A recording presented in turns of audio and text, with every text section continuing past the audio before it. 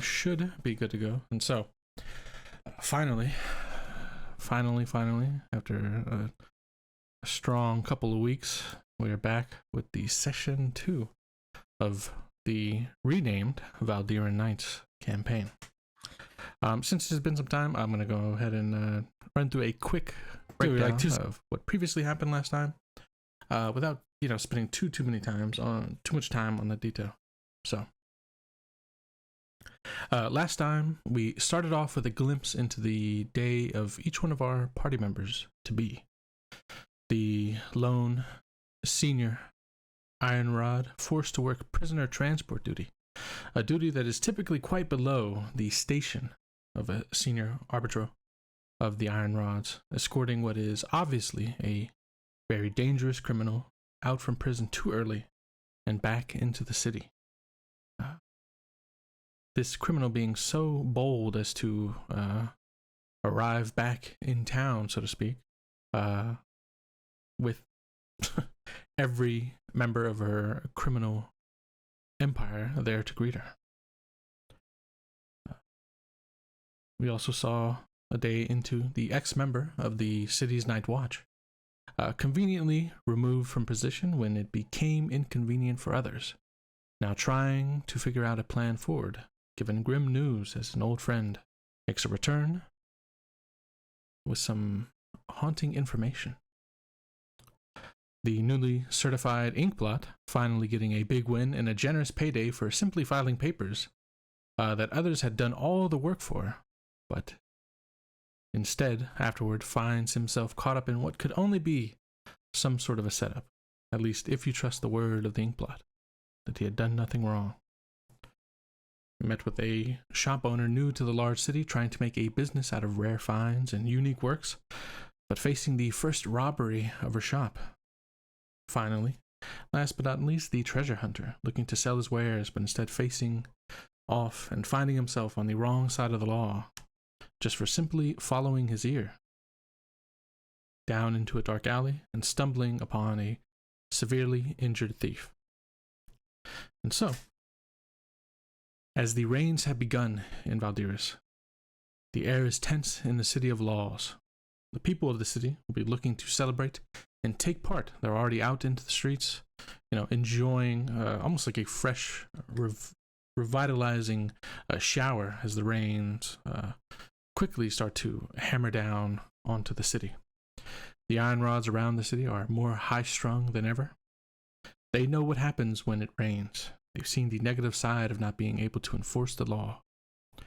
And so, with all that going on, we start back in the raining street, this small alley, where a thief now lies dead with a blade plunged into his stomach.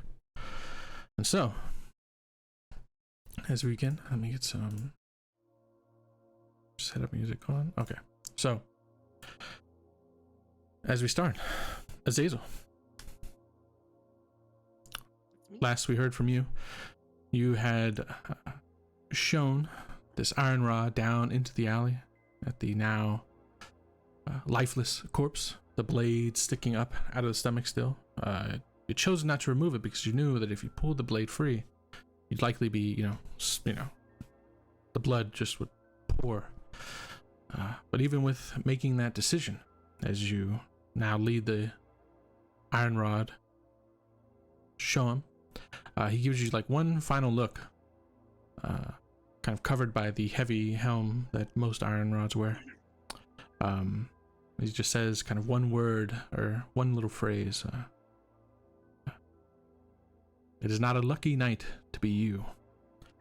And so, with that, you'll be slammed up against the wall, immediately taken into custody. The iron rod will immediately call for others, and a number of iron rod forces will start to make their way from the street down into the alley. Desert, you've noticed it. You've seen this. I believe you would have seen Azazel being pushed up against the wall initially. The intimidation tactic of the iron rod as he calls in others to now apprehend your friend. Oh, jeez. So, Aziza, as you've been kind of pushed up against the wall, and a number of Iron Rod forces now starting to kind of converge, looking to take you in for, from your perspective, is a crime that you did not commit. This is simply a mistake. So, as you're slammed up against the wet stone of the building that frames the alley that you're in, what are you saying as the Iron Rod kind of really starts to, they're not like beating the shit out of you, but they're really like roughing you up as they start to like grab at you, right, to like kind of force your compliance. Oh, I just keep my mouth shut. I don't want to implicate myself in any way. Okay, absolutely. So I feel like I know the Iron Rods enough just to let them get on with it. fair enough. Okay, so I don't want to implicate myself, basically. yeah, you don't fight back, which you can kind of tell seems to frustrate a few of these Iron Rods, right? Almost like they wish that you would, right? So they had an excuse to kind of really kind of put it on you. But in any case, you comply, right? You go with the flow. And so, as they grab you and start to drag you back down the alley into the street, Desiree, you see your friend now kind of shouldered on each side by two large members of the Iron Rods who have kind of apprehended and grabbed him. They are now dragging him down the alley into your direction. Desiree is going to look very panicked and just go, What is happening here? What's going on? The Iron Rods will stop, and one of them will look to you, Azazel. Is she with you? Kind of pointing to Desiree. I don't know what to say.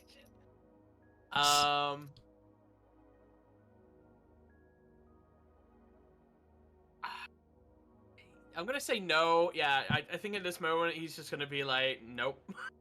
Nope. Just kind of look at you like, nope, never seen it before in my life. All right. Roll me a deception check. You? Yeah, roll me a deception check. Yeah. Just give me a moment. Oh, sorry, out of curiosity, can you hear my fan? No, I can't. So sounds all good to me. That's grand. Because I need it on. Where am I? God, it's been a while. Look for it looks like a hand, I guess. Yep. What deception did you say? Deception.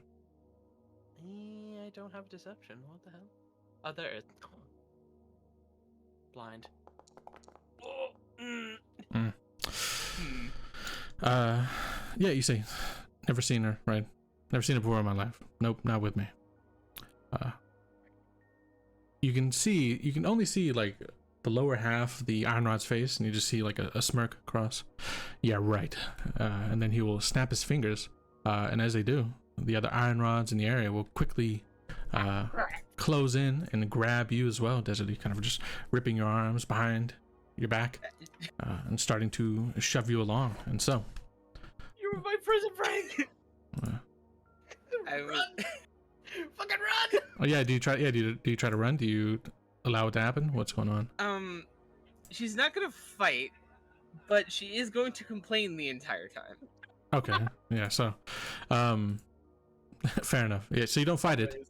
But you are just, talking up a storm, you could say, about everything going on. This is, all this that. This is ridiculous.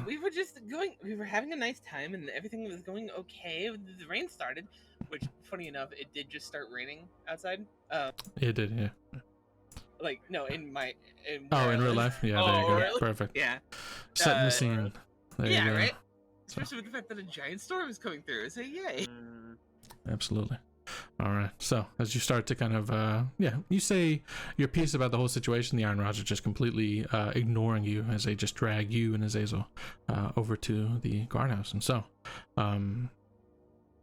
only moments after attempting to kind of help this person initially, Azazel, you are now caught up, right? Caught up in what is going to potentially be a charge of murder down the line, but you'll have to see how it plays out once you get to the station. So, lifted, dragged through the streets. People on all sides are kind of looking at you, and they're all giving you judgmental, like upset looks. Like, you know, how dare you take advantage of the rain in a moment like this, right? To do your misdeeds, like already, you know, so early to the rain. These people are wanting to, you know, relax and have a good time.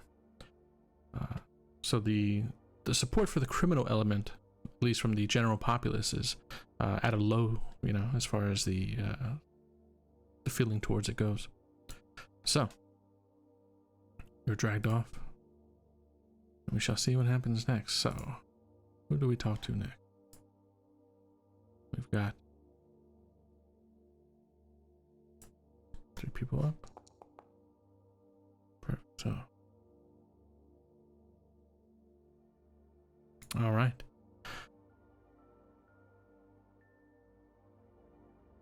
Carlos, you have been snatched from the night house of the choice that, or the night house that you had just accompanied this woman to. This whole moment has happened in such a split kind of breakneck speed, right? Immediately kind of the door slammed, the light filtering into the room, revealing the more gruesome display left in the bed. You yourself kind of covered by an amount of it, and then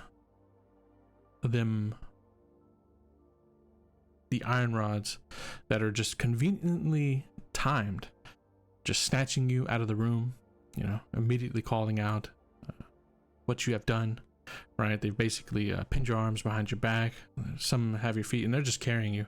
They're not even giving you like the opportunity to walk, right? They're just lifting you up and just dragging you along like luggage.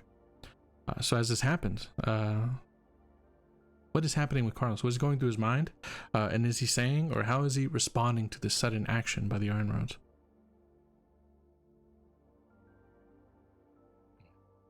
I think initially, on opening the door and seeing them after, because from last time, he was awoken by a figure leaving the window. Oh, indeed, yeah. Yeah. So, and then the knock at the door, he knows something's up. He wasn't expecting what he saw, but he was expecting the iron rods. He opens the door, they grab in, it's like, ah, shit. And we're away, and the advice to his clients kicked in, and for now, he doesn't resist. He's not going to give them an excuse to give him a good stewing. He's just gonna keep his own counsel. He's just gonna keep to himself until he is addressed. Fair enough. But he is gonna be making a note of how many personnel are there, how many iron rods he can see, where he's being taken, the route he's being taken, because he knows that this isn't kosher. Absolutely. He's just gonna be trying to get as much detail as he can on the way out. Yeah, intuitively you know that something is really fucked up here, right? The whole situation going down as you are lifted up off your feet and carried down the stairs. You've got 2 iron rods, one on each half of your body, kind of lifting you up. And as you start to make your way out, you are clocking things going on in your surroundings. If you could give me a perception check here. There is some baseline information, but we'll see if a check gets you a little bit extra. Yeah, with a 17 and a 24 total, absolutely. So, the baseline information as you leave, there are 6 iron rods here, which is a bit much for something like this, unless, for the most part, iron rods in the city are very, very capable, right? A single iron rod could be, you know, used for something like this. 2, more than enough. 6 seems like a lot. 6 are your baseline iron rods. But as you reach the bottom of the stairs, what this check is going to give you a little bit extra. You're an inkblot. You've worked many times like at least mock trials and things of that nature. You've had a lot of interaction with the city guard and all of the administrative services of it. So as you reach the bottom of the stairs, you see across the way one that could only be described perfectly as a lancer of the city guard, who is shaking hands with somebody. There's a smirk on their face. They just give like a clasp handshake, and they kind of look off in your direction. You would only see them for a moment, so it's like they just turn and they kind of see you just with a slight catch of the eye, right? Before you are kind of dragged out from the building, the night house itself, and into the rainy, wet streets of Valdiran. With the 24, however, this lancer does not seem familiar to you, although visually, all of the usual markers are there, right? Like maybe they wear something like a pin or some shit like that. I don't know. But you've seen enough to know that this one is a lancer, somebody who, you know, for the most part, does the heavy investigative stuff within the city. So you must have been under investigation for quite a while, potentially. Either way, I will give you a brief description of the lancer themselves. They are dark and tan skin, long black hair, completely clean shaven, and they have large black eyes. So kind of tall, a little wiry in the physique. The cloak that they wear just kind of, you know, covers up the majority of the proportional look to their body, but other than that, you see just a tall figure. So with that, you are dragged out into the rainy streets. The two guards will kind of speak to themselves before they speak to you. The one at the front that's kind of got you underneath the arms, like maybe like near the armpit or something, right? Kind of like got their own arm hooked in yours. Is going to kind of call back to the other one. The captain's going to have a field day with this one, and you're just going to hear like a chuckling, you know, response like of laughter to that statement. You can't see them, but you get the feeling that they're like, you know, nodding along.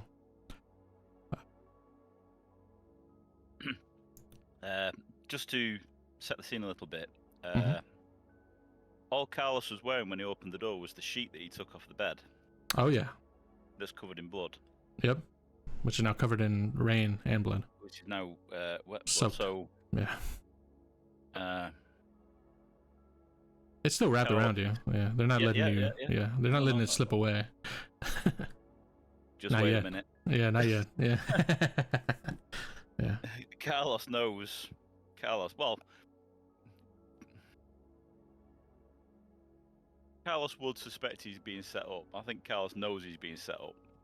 I don't think we need to roll perception on this one. Yeah, absolutely. No, I mean you know 100% you're being set up here. Yeah. So, Carlos is just gonna say to the iron rod close to him, says, "You know, you guys are really good. You've really got it together, but I'm going to help you out.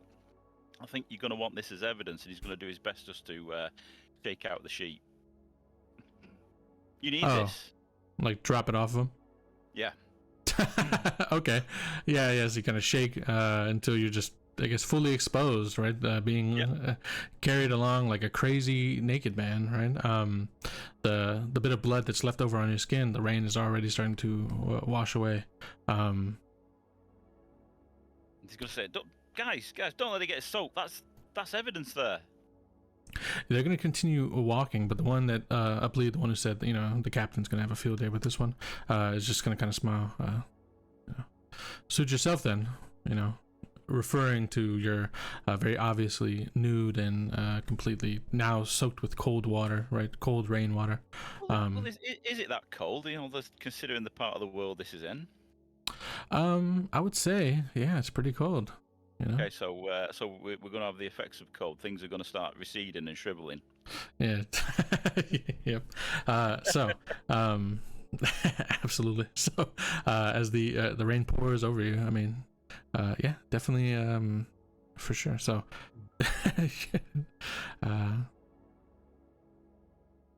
suit yourself is what they'll say at first, and then a few moments later, as they continue to walk, and as you're kind of spotting the direction you're going, you're assuming you're being taken to the nearest kind of city guards kind of headquarters, or whatever you want to call it.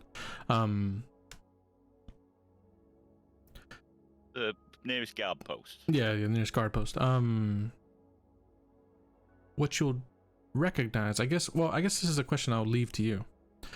Would Carlos know that he is being brought into, or most likely going to be brought into, his elder brother's guard post? No. Is Carlos and Virgil that close at all? Carlos will have seen Virgil near the courthouses, but Yeah, in passing at Carlos, best. yeah, Carlos doesn't know where Virgil's based. Okay, absolutely. Well then, there we go. So yeah, you won't have an idea. You'll know the area that you're in, and you'll know the guard post that you're going to be taken to, but you do not know what awaits. And so, as you're carried along,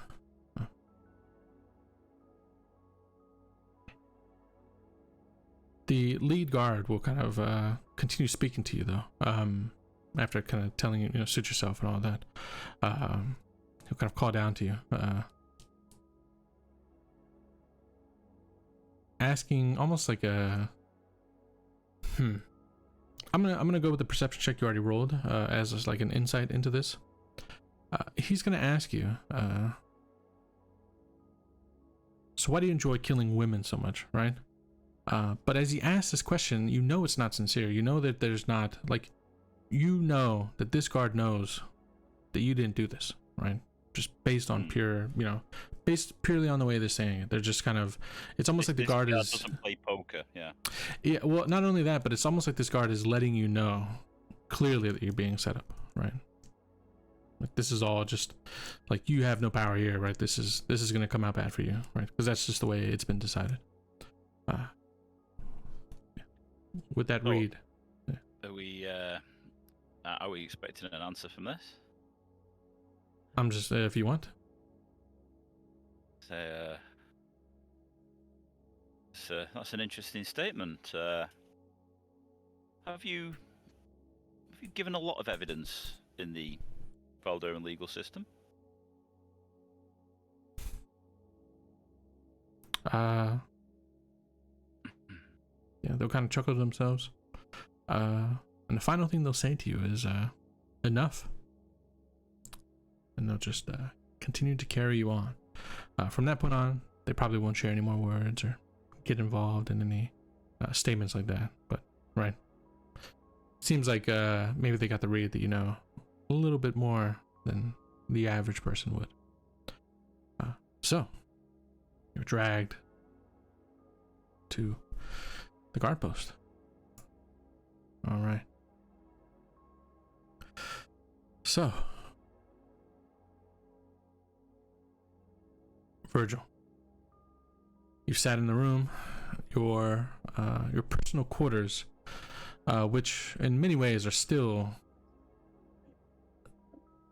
below the average quarters of an arbiter of your station, right? They're probably the worst room in the guard post, right? The worst private room in the guard post. Mm-hmm. But in any case, as you've sat in there for a few moments, you've had quite a bit of time, maybe a couple of hours since you've kind of removed your helmet, right? Kind of taken in the opportunity, watching the rain as it starts to pour, coming from outside. So a bit of time passes before you hear a sharp knock at the door. And it's the familiar voice of Captain Vargas.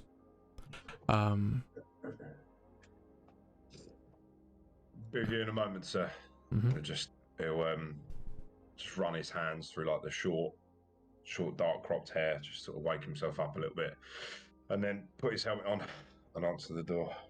There you go. So as you answer the door, Captain is standing there. He's got kind of like a, he's giving you a bit of a look, a bit stern in this moment.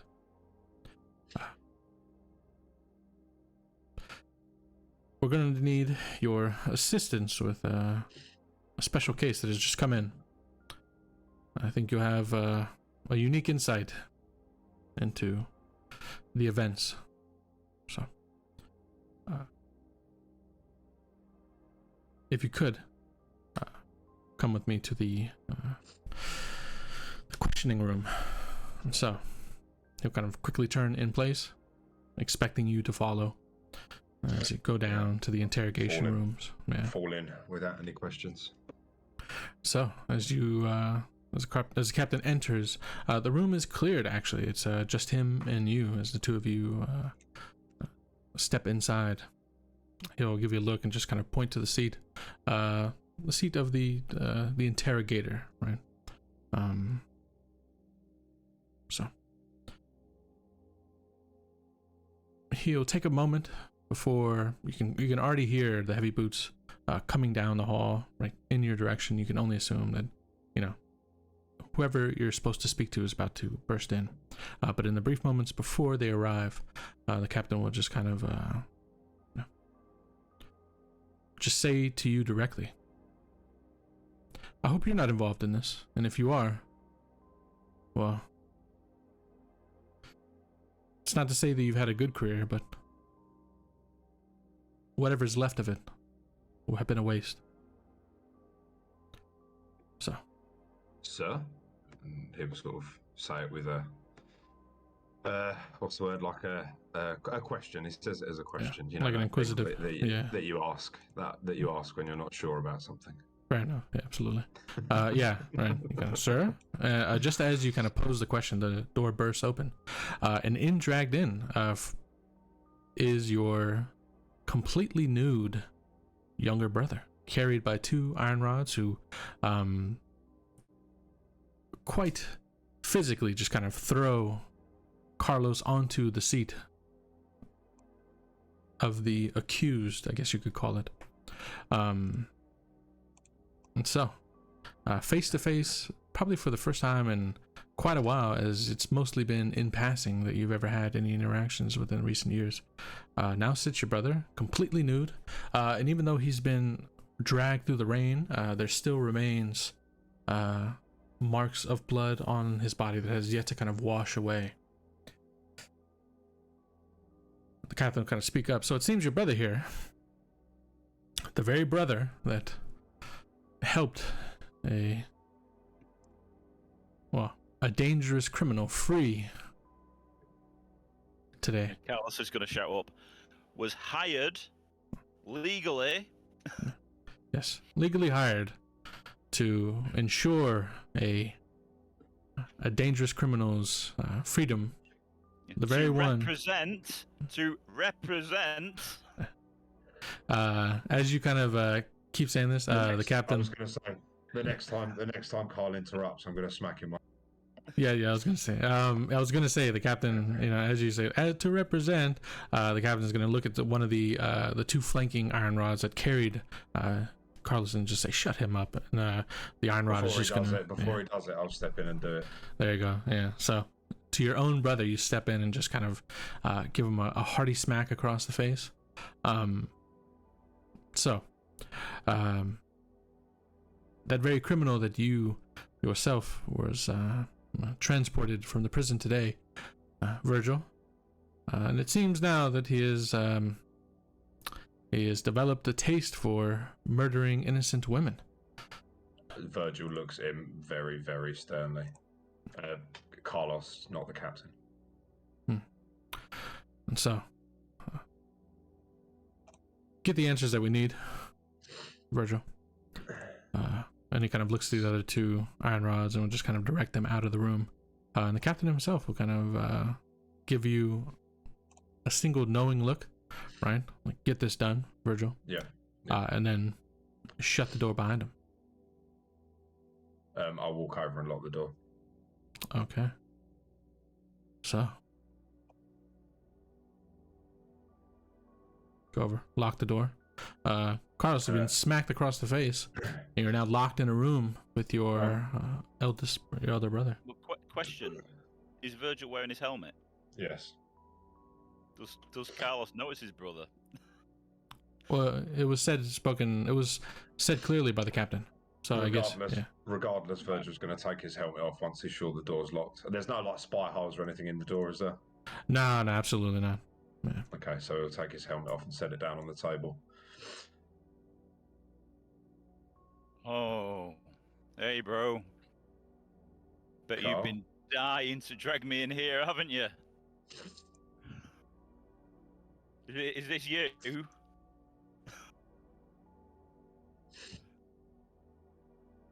Is this you that set this up? Virgil will just completely ignore him and walk over and put his helmet down on the table, and he's really grinding his teeth.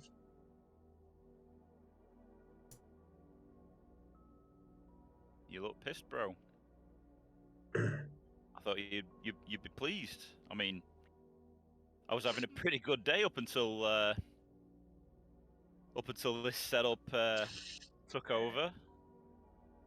I don't see you in over a decade, and you're dragged in here accused of murdering, what, some whore? Don't call her a whore. Did you pay her?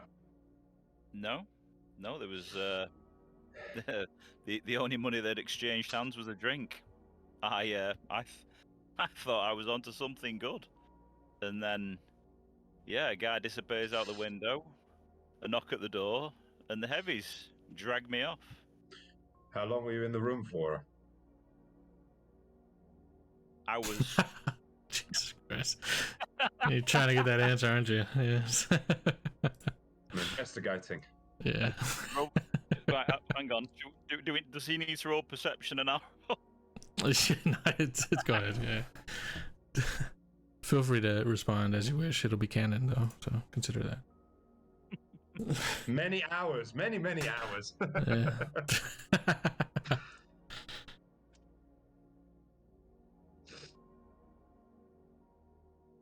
I don't know, guy.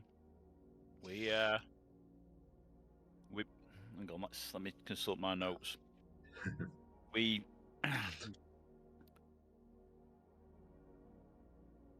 just trying to remember where the name of the pub. Oh, I don't think I made a note of it. One ideal. The one idea. Yeah,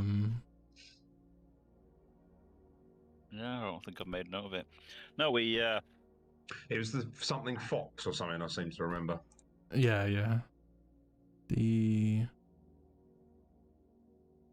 damn, where the fuck is it in my notes? What the fuck?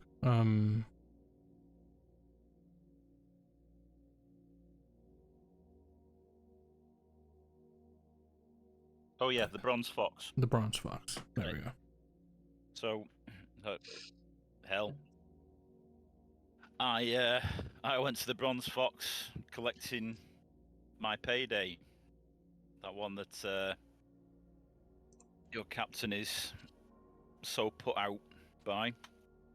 I took my money and decided to have a bit of a splurge. I bought a couple of drinks and she came to me. Your money. My money? You mean your money? Or you mean I Santori's money? That money's earned.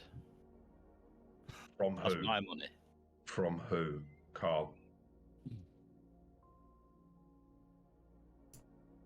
The client was Luca Centauri.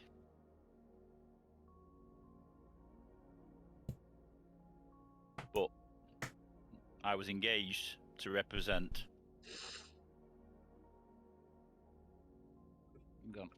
Again, checking my notes. Yeah, if you're looking I for was the name. engaged to represent Octavia. Octavia.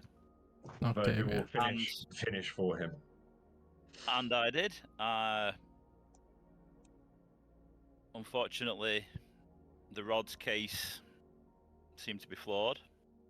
I can't help it if you guys can't keep your house in order. The system has worked.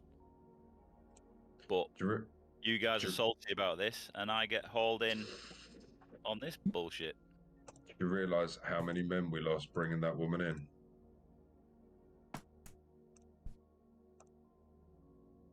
Do you realise the thing she's done, Carl? And you've just let her walk free. The things she is accused of doing. The things I've seen her do, Carl. You're a witness. You gave evidence. You wouldn't have been imprisoned if I wasn't. Then we dragged her in. I was there, Carl. You were there when they dragged you in, so you didn't witness it. So where are the witnesses? Where's the evidence? How did this fall apart? I'm getting more and more fucking wound up with him. Yeah. It's all right, bro. Give me another slap. That's the way this goes. I'll just fucking I've kick him. Represented other clients. I'm just gonna boot him. Yeah, just boot him. Yeah. Fair enough. Oof. Oh, it's just what I expect, bro.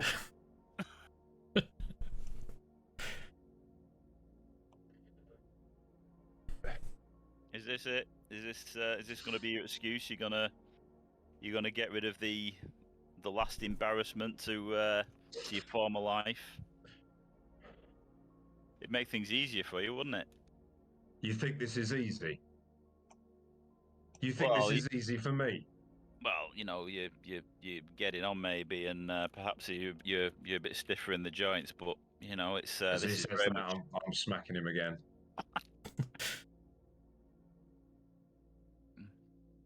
You'll be lucky if you leave here with your life. For that good that'll do you. So that was why I was here. You want that? You want me gone?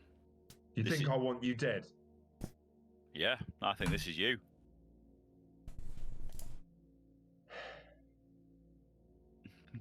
That was always your way, wasn't it, Carl? Easiest option. Funnily enough, I had nothing to do with this. Yeah? I wouldn't say my way's been the easiest option. But you didn't see that either. You gotta go at a different thing, and I was just left behind. In fact, they hoovered me up so that you wouldn't have to see me again. And then they put me through 10 years of it. Who hoovered you up?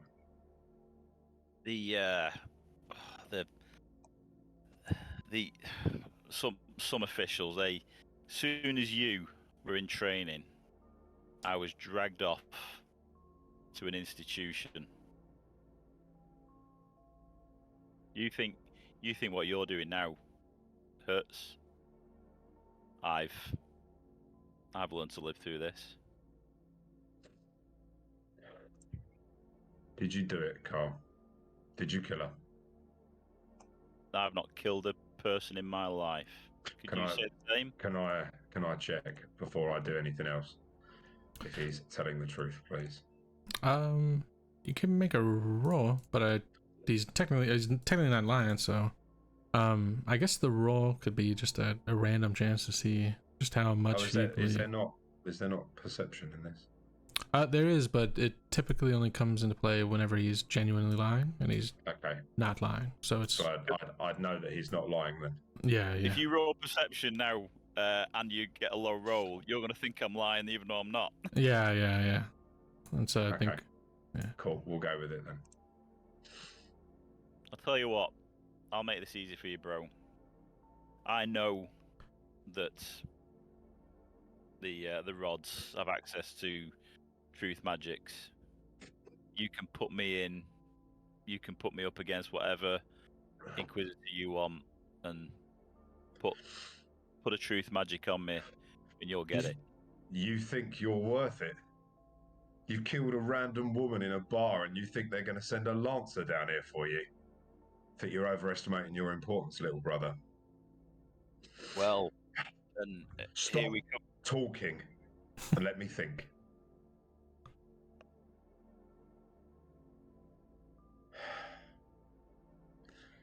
They clearly want your blood. Let me go and speak to the captain and see if I can talk down the charge to just a brand.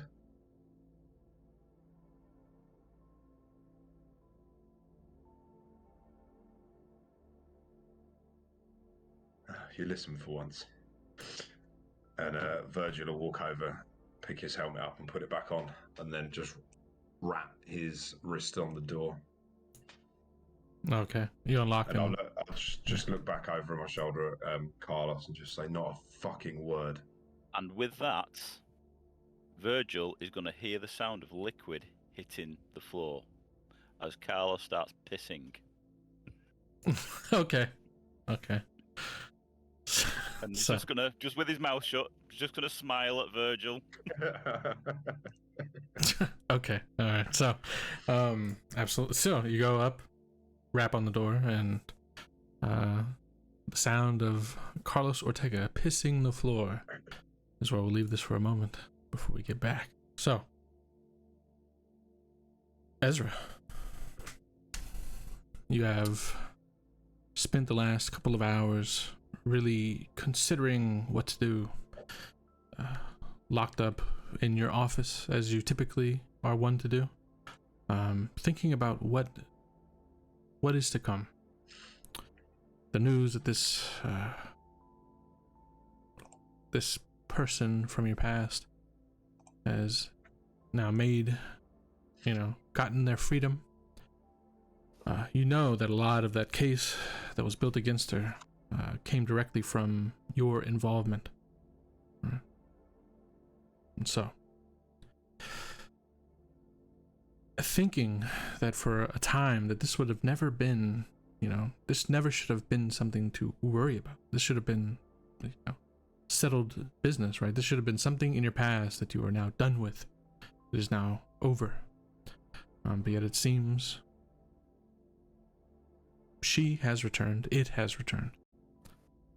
So as you sat in your office kind of contemplating the next move,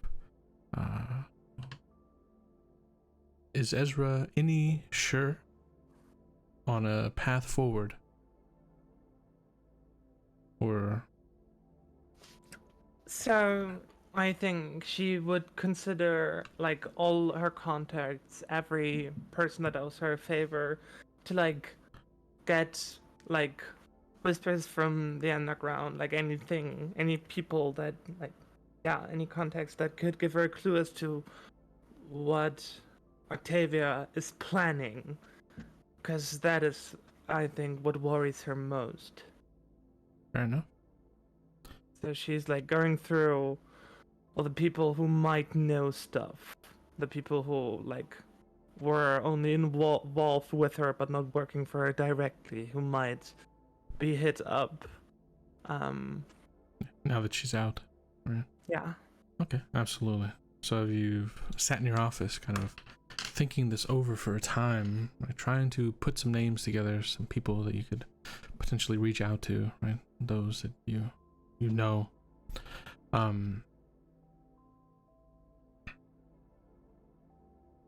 It is in this moment that, as a shock to you, a sudden bursting sound of glass as something is chucked through the window of your personal office, shattering the glass. Immediately the rain starts to kind of kick in, the wind kind of pushes in through, and whatever it was, you didn't get a good look at it initially as it blasts in through the window, but you hear it hit on the wood of your office and a rolling sound as it comes to a stop. It seems to have gotten stuck underneath a chair of some sort in your office. Okay. I would like a quick glance at it to just be sure that I'm not in danger. take a quick glance and then look out the window. Okay, so See. you get up. Yeah. You get up to look out the window, and it seems like from any direction that this could have been thrown in, that you're aware of, with a quick glance, looks like whoever did it is no longer to be found. They're just gone. Look around. It seems like the streets are clear. They must have thrown it and then immediately kind of taken off, even before it smashed into the glass. Mm-hmm. Okay, she sort of curses under her breath and like gets on her knees to like look for the thing that rolled somewhere. Okay, absolutely. So you start to look, and you see it underneath one of the chairs. You kind of have to like, what do you have, like dark vision or anything like that? I think I do. Yeah, I just want to double check to describe this better. You do have dark vision. Yeah, I do have dark vision. Yes. Okay. I do. Yeah, so you see it clearly underneath the chair in this room, because there's enough light sources that, you know, even if it were in pitch black, you'd probably still be able to see it. But in any case, you see what looks like it's kind of confusing seeing it, because it's not the type of thing you tend to see. At least you haven't seen it in a while. It is a small, kind of like a puck of wood, and the shape of it, it's, you know, it's probably like 3 inches thick, right? And maybe Can about. you get that to me in centimeters? Oh yeah. So it's probably what is 3? Is it like 7.5 centimeters thick? Okay. Yeah, I see. And it's it's like the size of like a coaster of some sort, right? I need you to make me a check here. For some reason it sparks a thought in your head. I'm gonna say that this is probably let's do crafting check. Yeah, like a crafting check. All right. Yeah, kind of like I am yeah. good at crafting. Because I can't think of one that might be better overall. A 10 is all you need, thankfully. So, just enough. You're like, it takes you a moment. Like, wait a minute. Like, what? This little puck is commonly used as tinder, right, to start a fire. They're sold all across the city. You've seen them a number of times. A little weird to be throwing something like this. I need you to roll me a perception check now. Yeah. Where's perception? There it is. 12. Okay, same thing. Just as the realization of what this is, what has been thrown into your window, right? You know, trying to, like, you know, understand that this is just like a shithead kid, like a bypasser during the, you know, the evening, right? Just doing something fucked up on, you know, on the night that it rains, or, you know, maybe a bit of fear about, you know, if this is like a message of some sort, you know, from recent occurrences.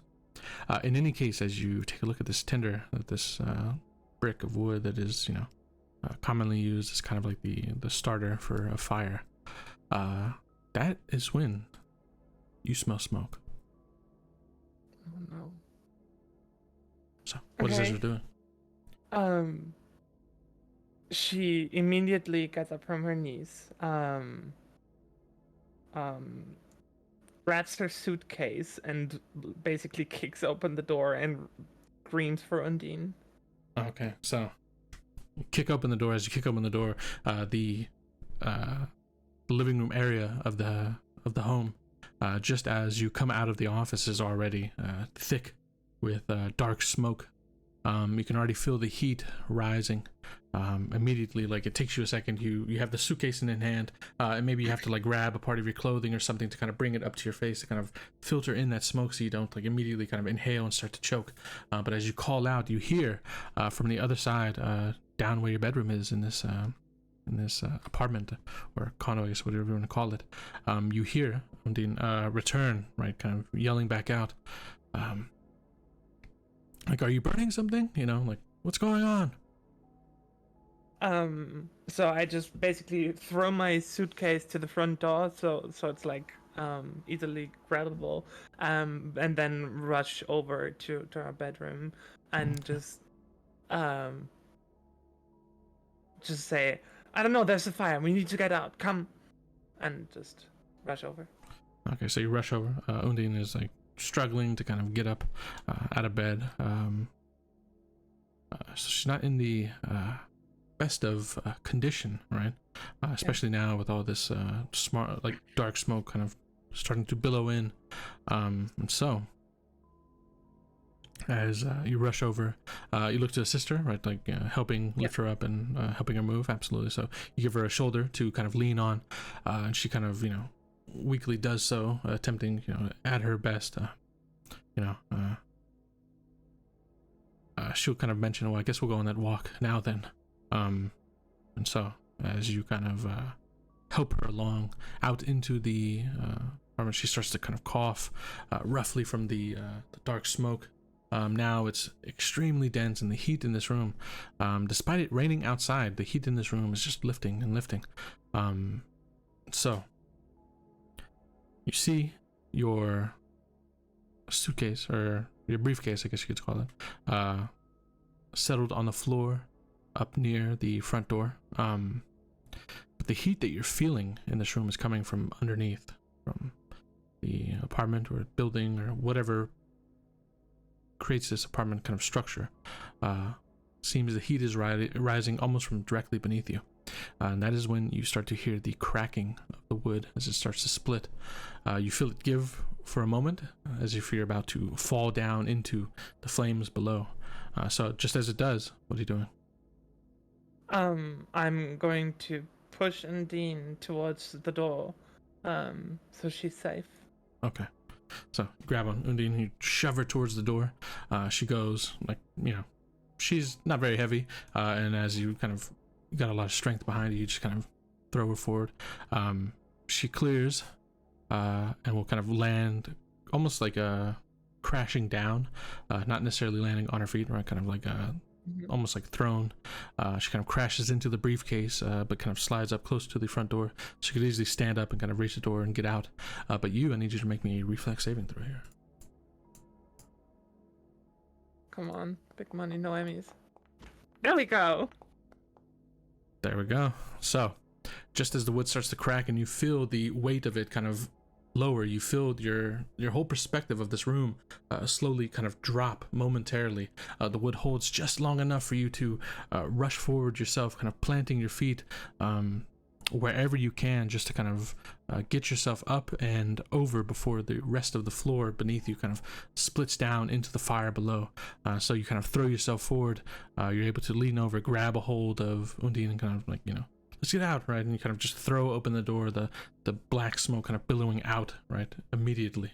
And you two, with your briefcase in hand, are able to make your escape out into the rain that washes over you. In this moment, I mean, it would already feel cool, but considering the heat of the room that you just escaped, it now feels very cold, right? Like as it just kind of washes down over the two of you. It takes Undine's breath away. Release. Yeah. Undine kind of takes her breath away as she's kind of like shocked by the sudden amount of cold water just kind of splashing down on her. So what are you doing? Are we on a second story building, or like is there actually something like an apartment beneath it that was burning? Yeah, absolutely. Yeah. So as you escape through the front door, you look around, you feel the heat still, but it seems like the fire, at least from your feeling, for the most part, seemed to be focused in the room beneath your own apartment, right? You don't get the perception that the rest of the building is on fire, however many apartments there are connected, right? But specifically, as you look back into the apartment for a quick glance, you see that the floor of your apartment has kind of crashed down into the flames, kind of building up in what once was right the hardwood floor of your home. So okay, you have all the time in the world to kind of make your like total escape without having to worry about, smoke and fire and the rest of that. Yeah. So, Ezra would go, "Come now, we need to get out of here," and would sort of usher Undine downwards. And when like she is safe and has something to cover her from the rain, probably Ezra hands her coat or something. Fair enough. Yeah. She would actually go to the apartment that is like she would go up to the apartment that was burning, like the apartment below hers, to Okay. investigate it. Oh, you would take a chance at that? Okay. Before you go, like Undine kind of grab at your wrist, right, kind of stopping you from turning around. But she'll kind of like.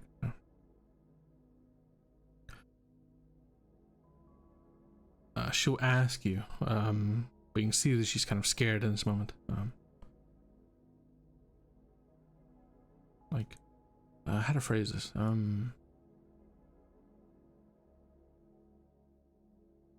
Is this just coincidence, or is there something bad happening? Like she's, I can't figure out how to phrase it because I'm not very eloquent. But she's basically asking you like, are we in trouble, or is this exactly. Or is this just bad luck, right? Ezra would dodge the question and just say, "Everything is going to be all right. I'm going to figure this out," and then rescind the says. Okay, so you go back up. Absolutely. Make your way to the door of the apartment. As you get close, I mean, you can feel the heat from the inside. You can even see the handle itself lit up with a little bit of, like the metal of it has been, heated up by the fire on the opposite side. So taking a chance to kind of grab at it, you're probably gonna burn yourself quite badly. So the door stands in the way. How do you get through it? From like the way the smoke is forming and perhaps from the smell, can I tell like what is actually burning there? Is it just wood, or are there maybe any chemicals in there, or like something along those lines? Would you be able to tell that? Yeah, roll me a perception check. I'll say, roll me a perception check. There's a very 10. I should ask, do you think Ezra has any past experience with burning bodies? Not enough to. Okay. So then, you just smell what appears to be smoke and, what you would assume from a wood fire. Nothing about the scent itself kind of springs out as like a specific, kind of smell to it. But you could burst open the door and see, but you'd have to tell me how you're going to do that. Yeah.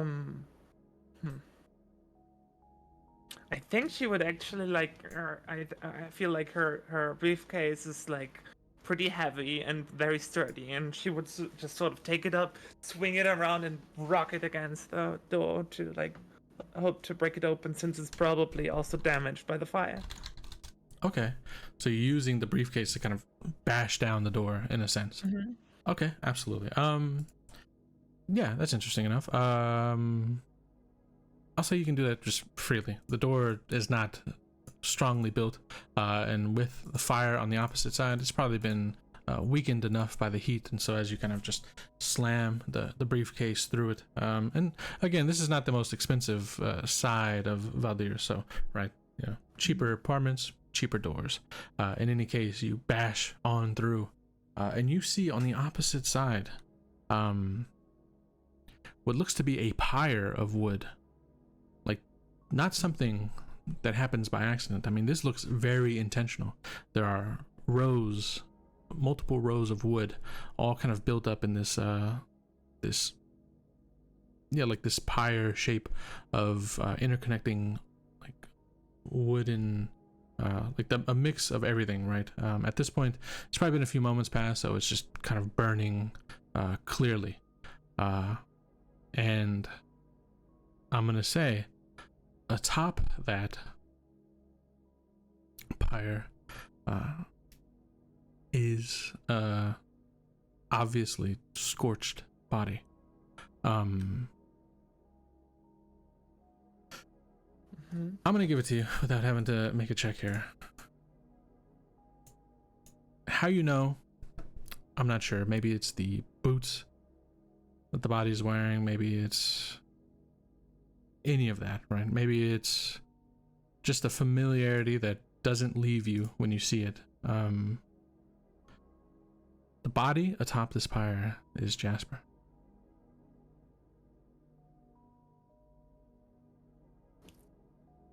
And at this point, they are gone. Right? There's no saving them in this moment.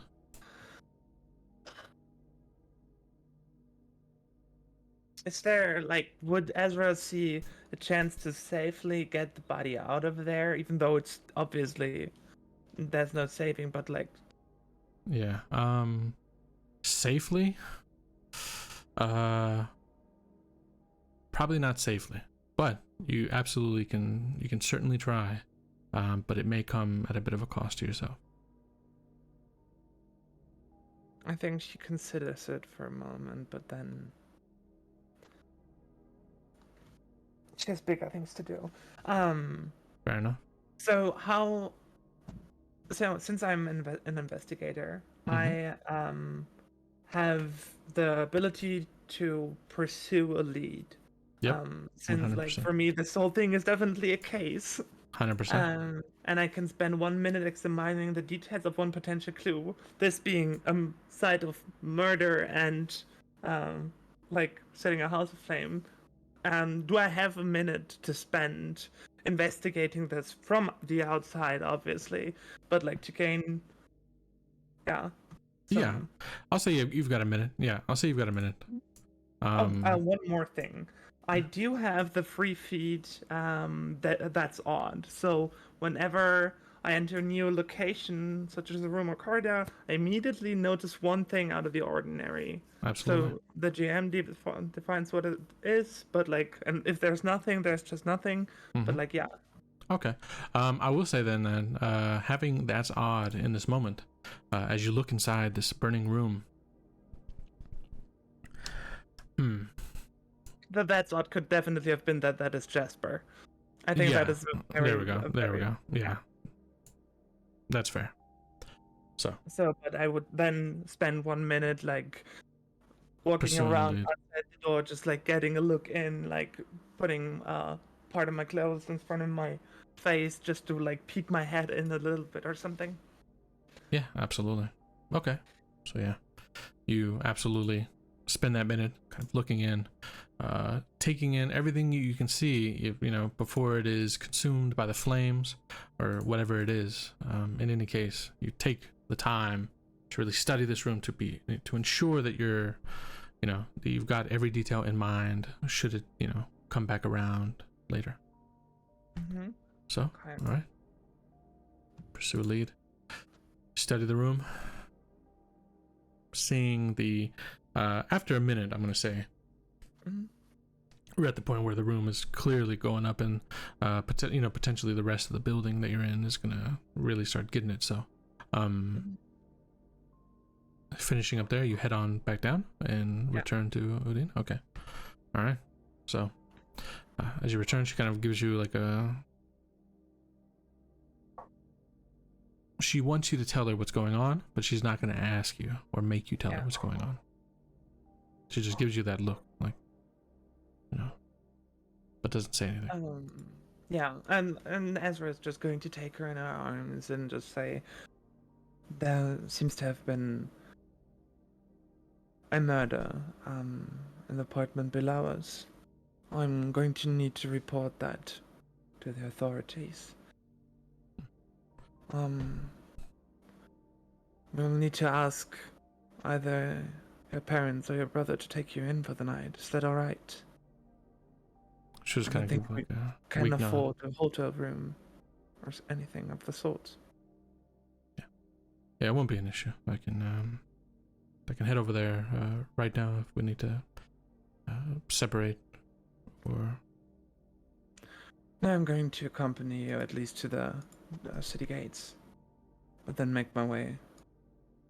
Right. Okay. She'll just kind of give like a weak nod. One last thing. Roll me a perception check here as you exit. We'll do that. Better. Better for sure. As you exit out of the building with Undine in arm, you start to, she's kind of covered up, right, helping, out into the rain.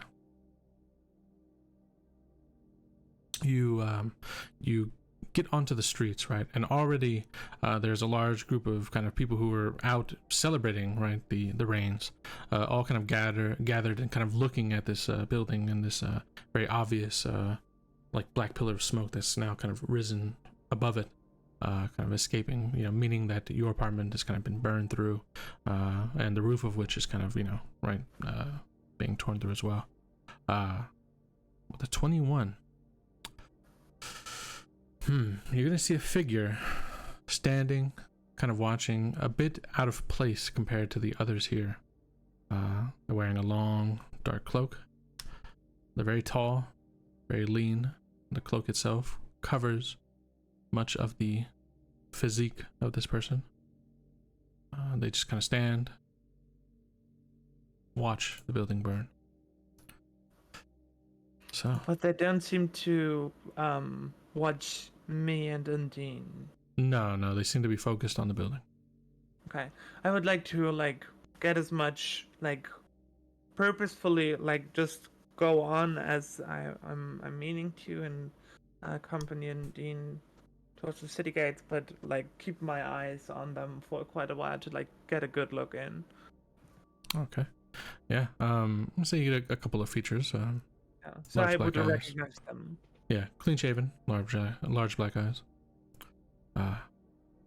So, with that, you accompany Undine to the city gates. So, soon you shall part each other. All right. With that, Azazel and Desiree, the two of you dragged into the guard post. As you're brought in, there is what looks to be a more established person of the Iron Rods. Definitely of a captain's position. As you're brought in, the one that is carrying you, Azazel, is going to kind of call out. Got these two for another murder. Range just started. Seems like it's picking up quite quickly. And the figure will just kind of wave for the two iron rods to kind of set you down. Interrogation room is taken at the moment, but as soon as it is cleared, we will get them in. Just ensure they go nowhere, right? And so, Azazel and Desiree, two of you kind of thrown into some chairs and crowded around by these large, heavily armored members of the Iron Rods, as they kind of ensure that you go nowhere. As that happens, there's a knock that the two of you hear from down the hall, and the more official-looking figure will kind of quickly turn in place and head on down. So, Virgil, as you knock on the door, you locked it, so you unlock it, and yep. All right. Captain is standing there. So, what is the word? Your brother did this, did he not? Can we have a conversation, please, sir? Things I'd like to speak to you about in private, if you don't mind. And he glances over at the other two, who are, I'm assuming, criminals. Yeah. What in your eyes would be criminals? Were they brought in with him, sir? Unrelated. Another murder. Twice already. And that's just us. I'm sure there's much more heading on. The damn rains. Private then? Sure. And he'll kind of motion with his head. Just as I'm walking past, I'll just stop one of the other iron rods and just say, clean up in the interrogation cell. Ah. The Iron Rod will just kind of nod. One of the more junior arbitro.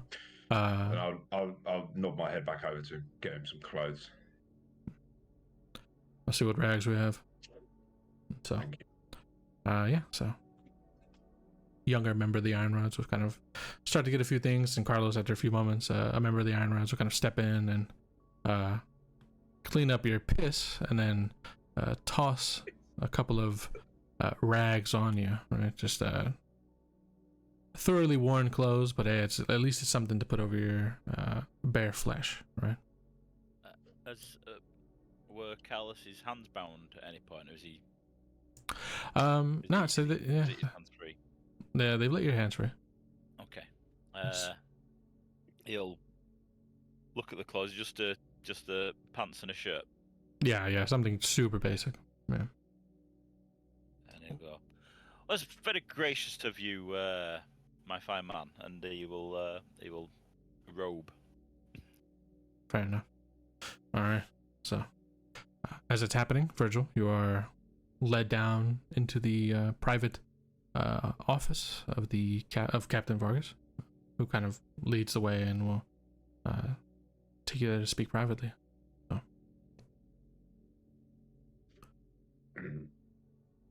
What is it then? As we enter the room, I'll make sure the door's closed. Permission to speak freely, sir. Granted. You're a senior arbitro. May I? And he sort of gesticulates at his helmet. Whatever makes you comfortable. The helmet on his head. Yeah. He will take the helmet off, and his hair's sort of short and plastered down where he's been wearing the helmet. Thank you, sir. So, business with your brother. Bad business. You could say that, sir. Free's very difficult to collar criminal and then murders a woman the same night. Maybe enjoyed that drink a little bit too much. My brother's many things, sir. And for what he did with the Santori woman, I think he deserves some punishment. But I don't believe he's a murderer, sir. He kind of squints his eyes at you. And he'll kind of go over the details of like what was happened, right? Your brother was found covered in the blood of a woman that he, had been in bed with, very obviously nude. Right, all of these details. So as he kind of goes over that, in the state that they found your brother in, are you sure? I mean, that's a lot. Sir, with all due respect, according to the Valdiran Statute of Laws, Code 1, Section 1, murder is a sentence punishable by death, sir, but only if it's witnessed by a justiciary. There are no witnesses. He kind of sighs because he recognizes that you're not wrong here. Are you suggesting then that we get a justiciary involved? I mean, an ink blot going down.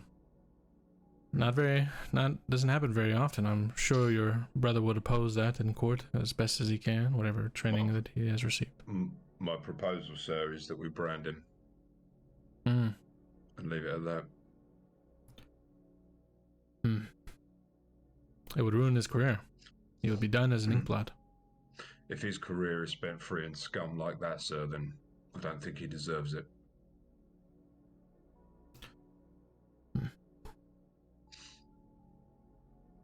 Kind of thinks it over. Yeah,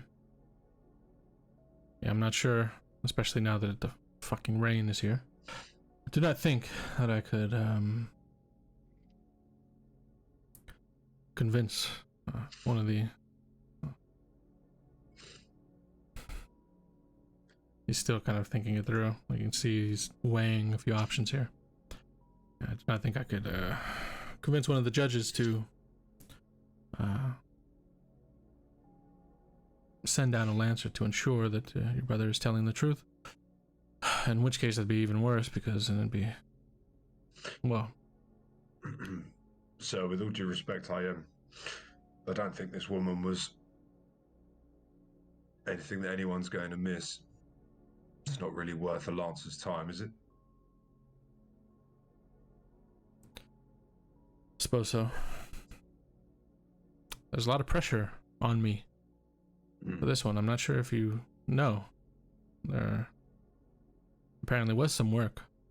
Was some investigative work. Pointed to your brother, not only just this one, but potentially others.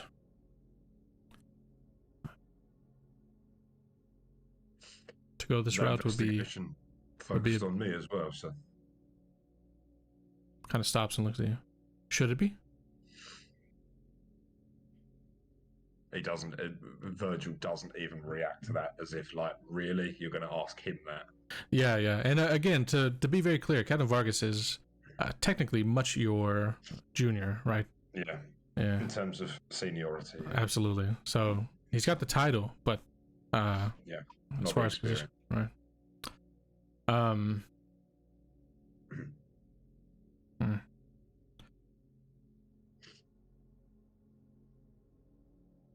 I'll brand it myself, so take it out of your hair. All right, well, this is a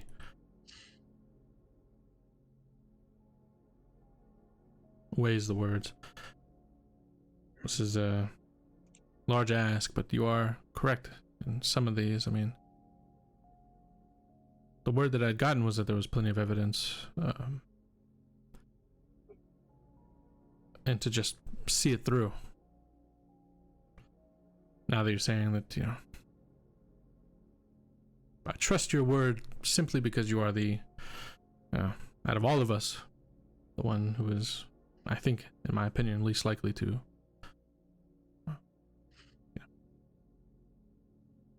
regardless of the truth, right? You would only seek the genuine truth. I'm following the letter of the law, sir. Yeah, directly. If Command wants to send a Lancer down here to investigate, and it turns out that I'm wrong, and by all means, no one saw him do it. We'll see it as it is now, then. We'll do your suggestion. And you can see that the captain's like really unsure, right? Which is, again, a sign of his junior status, especially compared to you, right? This should be like no brainer, right? There shouldn't be any kind of questioning this, but he's still kind of weighing it out. Yes, your guidance in this matter has been very helpful. We shall do that. Those other two in the corridor, sir, they're like the same situation. Something about a man in an alley. The red one seemed to stab him quite good to the stomach. Seems pretty cut and clear with that one. So, very well, sir. But the young woman with him is another matter. Yeah, we'll have to see to that. But for now, involving your brother, I'll lead with your recommendation. Brand him. Ensure that it's visible, although I'm not a fan of the face ones. This like moment of weakness from the captain. It's a bit too harsh. Just somewhere visible. Understood, sir.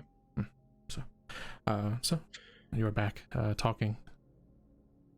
Before we see that to its end, Azazel and Desiree. You've been. It's been a few moments since the captain figure and the other have kind of disappeared, right, into a back room. So it's just been the two of you kind of sitting with four of these iron rods who are essentially attempting to keep you, where you are. But the two of you notice a couple of figures walk in to the front door of the guard post. It takes you a moment because you're not entirely you think you're seeing double, A set of twins have just walked in, entering in the guard. They do not look like they are Iron Rods or affiliated in any way, right? They are actually kind of sharply dressed, right? They'll just kind of step in, and two of the Iron Rods will turn to them, you know, kind of step forward, giving you a bit of opening. Not too much space, right? With the four of them, but now with only like essentially one-on-one for each of you. There's, you know, if you were wanting to make a break for it or anything like that, you have the feeling you probably have a bit of an easier time here. So as the twins step in, two of the Iron Rods approach, and they start to have like a hushed conversation between themselves. As this is happening, is there anything that Zazel or Desiree are saying to each other, doing in this moment? What's going on? So there's no one around us, right? There's two Iron Rods roughly close to you, just to kind of ensure that you don't go anywhere. But I mean, if you're really trying, you've got a bit of space if you wanted to make that. Yeah, but I mean, they wouldn't hear me if I whispered. No, yeah, they wouldn't. Yeah. I would just be berating Desiree, just like, the fuck? What? You were supposed to get... I'm just pissed that we both got pulled in. I mean, you disappeared, and then I tried to find you, and then all of a sudden, now we're being arrested. Let's just get our story straight. I found the guy. I didn't stab him. They got nothing on us. Okay. You're my witness. Well, I mean, technically I wasn't really there to witness it, but I know you. I just stare at her. You're my witness. Okay.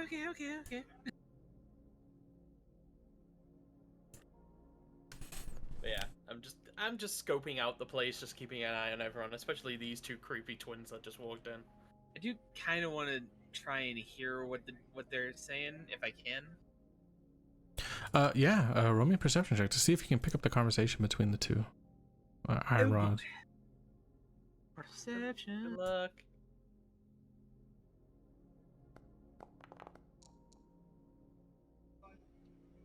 Wise were the rolls today. All right, 12. It's enough to pick up a few words.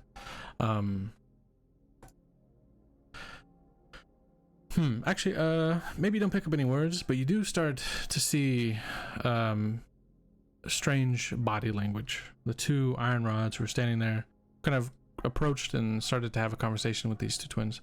You can't make out words, particular words that you're hearing, but you definitely can hear the sound like lifting a bit, right? Of like a bit heightened responses back and forth to each other, right? Like almost like a heated argument, but whispered. Unfortunately, whispered so well that it's legible for you to hear. But you see like one of the Iron Rods step back, like whoa, like somebody who is trying to kind of stop something bigger from going down, right?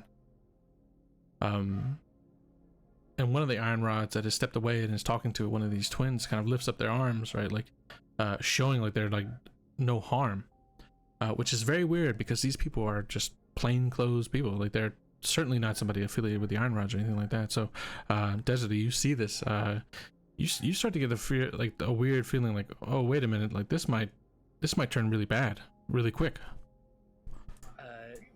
Sari's gonna lean over to Azazel and just go, "It's about to get real." That's when I'll start paying attention to them. I'm the whole time just generally looking around, probably looking for someone I might know, just like, hey, can you get me out of this? Also, are we handcuffed or bound in any way? No, you've been just kind of sat where you are.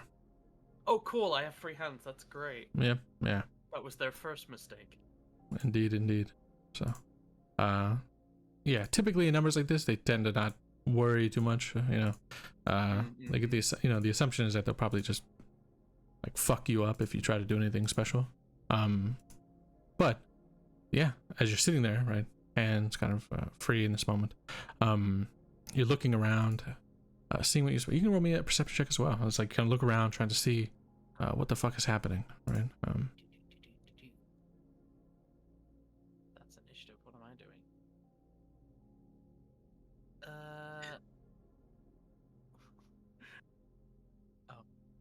Meanwhile, Desiree is just like drawing her personal sigil, like tracing it with her finger on her palm, in the back of her hand, just out of nervousness. Fair enough. Yeah, out of nervousness, absolutely. Same with that same 12 perception check. You look around, you're trying to see something. You definitely notice what Desiree is seeing, right? The shit's about to get real, right?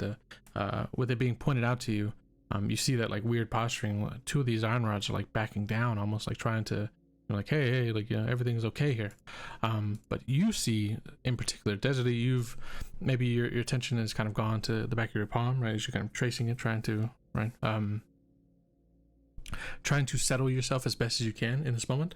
But Azazel, you see two flashes of light as these two twins immediately, like with a quickness that is completely catches you off guard, they slam their blades through these two iron rods.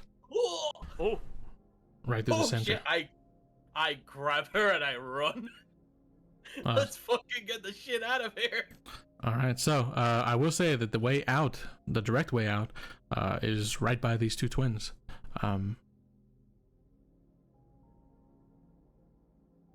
So as you kind of grab a hold and you're looking around, the twins don't seem to be focused on you. They actually seem to be focused on the other two iron rods, as these two iron rods fall to the ground, right, collapsed.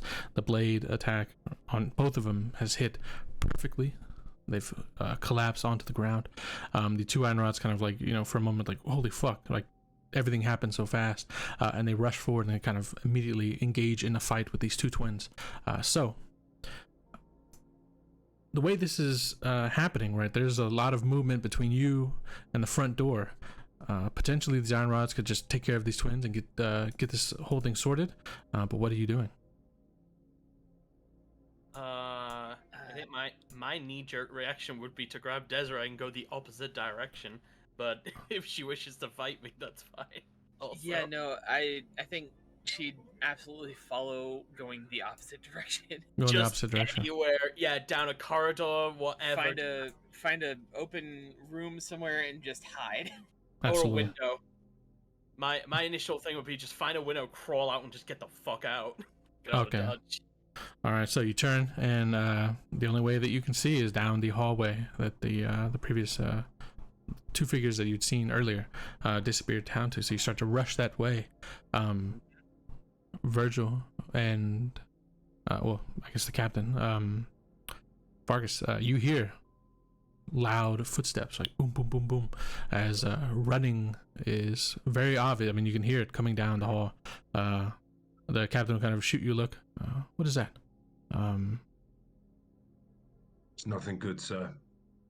So Virgil put his helmet on. Put your helmet on. Do you open the door?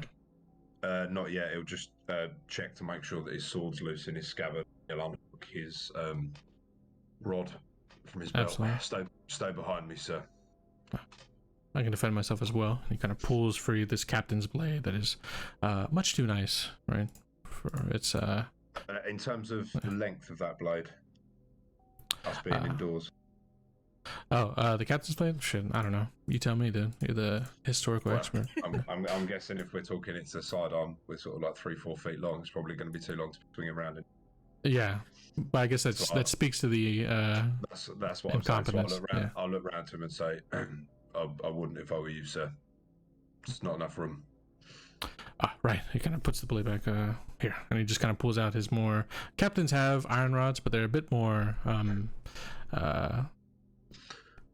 like to show ceremonial rather than. But I mean, they're still heavy. Like you still beat the shit out of somebody with one, but it's not really the intention. They're not even really used to brand themselves.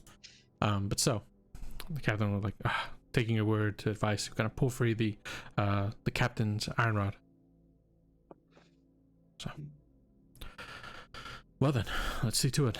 And so, you open up the door. Yeah. You see rushing down the hall, as previously described, Azazel and Desiree were rushing.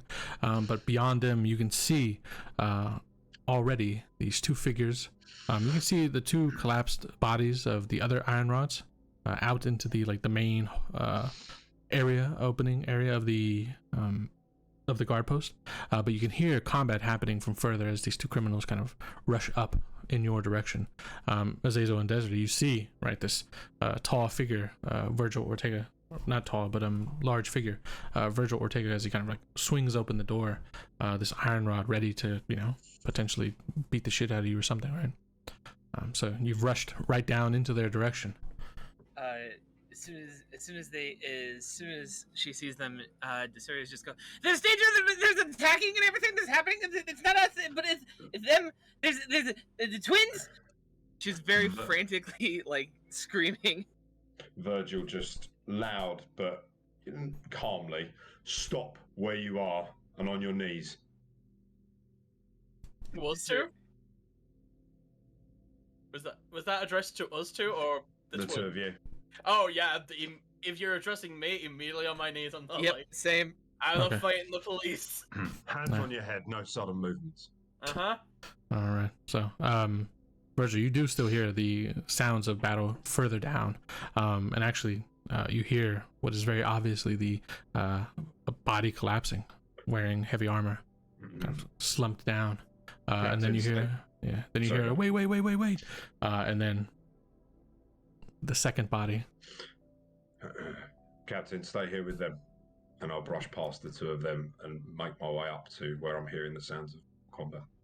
All right. So, you see the two bodies immediately, and then you see the other two, the four that were out here, have been dealt with, and there are these two figures. They've got their backs turned to you in this moment, but one of them is saying to the other, "I think that went pretty well, right?" And he's kind of cleaning the blade that they have, but the other one. One has their back to you. The other one has eyes on the hall, kind of look in your direction. Just kind of give a nod to the other one to turn around. As I walk into the room, Valdiran Statute of Laws, Code 1, Section 1, murder of a justiciary, and the sentence is death. And he'll transfer the rod over to his left hand and draw. If the room's opened up, I think the room's a bit wider up here. Yeah, for sure. So it'll draw his sword as the room opens up a little bit. Okay, absolutely. So as you draw the sword, looking at these two figures, they kind of give you a look. They consider it for a moment. And the other one, there's two of them. One of them seems a little bit larger, a little bit, just, they're still twins, but one just seems like a bit more presence to him, I guess is a better way to put it. Mm-hmm.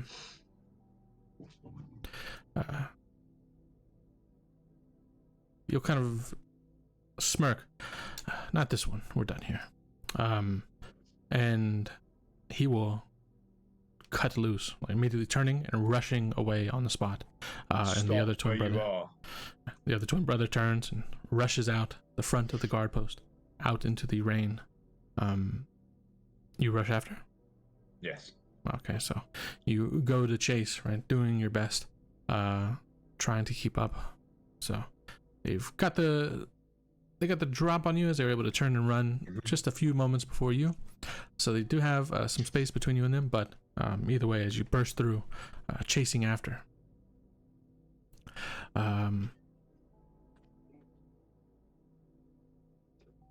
That's where we'll pause for now. So, Ezra, having completed taking your wife to the city gate, you've said your goodbyes. Undine is a bit hesitant about the whole thing, but she'll be able to stay at her family's for as long as it takes, right? Kind of reassuring you as you say your goodbyes. Like, don't worry, just finish up what you have to do, and we'll see each other soon. So, having had that moment to say goodbye, Ezra, you've turned back around and started to make your way back into the city, looking to report the situation at your apartment, correct? You're muted, by the way. Yes, I indeed am. Okay. Yes. So, Ezra would indeed report what had happened. Mm-hmm. So she would go to like one of the guard posts. Absolutely. Start to make your way. The rain is coming down in sheets. I mean, it is just pouring rain, right? Very, very powerful kind of storm, I guess you could say. So it's tough as you start to make your way through the street, heading to the nearest guard post that you possibly could get to. The rain is making that quite difficult. But in any case, draw closer. You know there's one roughly from your time in the night watch. I mean, you're familiar with a number of the guard posts, and so you know the one that you need to get to. So you get to a guard post, and as you walk inside, there are 4 bodies on the ground. 4 members of the Iron Rods. And there's this captain who is at the other end of the hall. And I think, you're familiar with these characters, like meta-wise, right? Ezra knows Desiree and Azazel, does she not? At least Desiree. At least Desiree, okay. Yeah, I don't know if she's aware of Azazel, might have seen him before, but probably has never talked to him. And she's not, like, she gets her coffee every morning at Desiree's shop, but I don't think she has ever really held a proper conversation with her. Fair enough. Okay. So yeah, as you enter in, you see this familiar figure at the other end of the hall on their knees, right? Hands up, essentially as this captain of an Iron Rod captain himself, is kind of like awkwardly trying to tell Azazel and Desiree like what to do. Like, all right, get up off your knees then. I'm gonna take you to this room. Just go slow. I don't want to have to. He's kind of continues to like brandish the ceremonial iron rod, like, in your direction. Like, I don't want to have to, to brand you or beat you if I don't need to. So, just comply, and everything will be okay. So And this, she sort of watches in consternation and is like, are there only the bodies, or is there one of the iron rods still standing? No, the 4 iron rods are done. There's one iron rod captain who's at the end of the hall, who is the one speaking and telling Desiree and Azazel what to do in this moment, right? But yeah, you walk into a room where it's very obvious that something has happened, very, very recently, right? The blood from the 4 iron rod guards is very apparent as they are all kind of slumped in the room. So, am I familiar with the captain? you tell me. Perhaps. Yeah, you tell me. I think like that could have been someone might have reported something to in the past, like due to my investigations or something. Okay. So I might be like, I might at least know his name. Fair enough. Yeah. So Captain Vargas then. Yeah. So I would call out to him, Captain Vargas. He kind of jumps at the sound of your voice. I'm very sorry to disturb you, Ed. And she looks to the bodies. An inopportune time. He looks like he's trying to find the words. Trying to remember your name, obviously, right? He's like Molinera. Ezra Molinera. Molinera, yeah, that's right. just 1 second. I have to deal with these two. And he kind of turns back to Azazel and Desiree. All right, now. Up. Take it slow. Desiree still panicking, like, ah. I'll just do what he says calmly. Okay, so, that room, and he kind of like motions with the rod. So, you turn, you open the door, Azazel and Desiree, and sitting in the interrogation room is Carlos, who has heard the sounds of everything happening. Right, for sure. Carlos, you've heard everything go down, and now you see Azazel and Desiree kind of being pushed into the room by the captain of the Iron Rods at this guard post. Go in. Go to piss off this captain.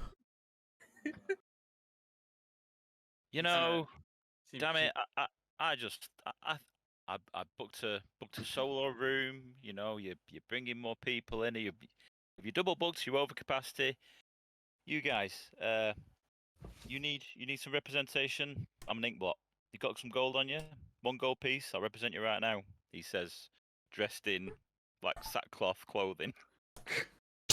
yeah. Looking like the worst ink blot you've ever seen in the city.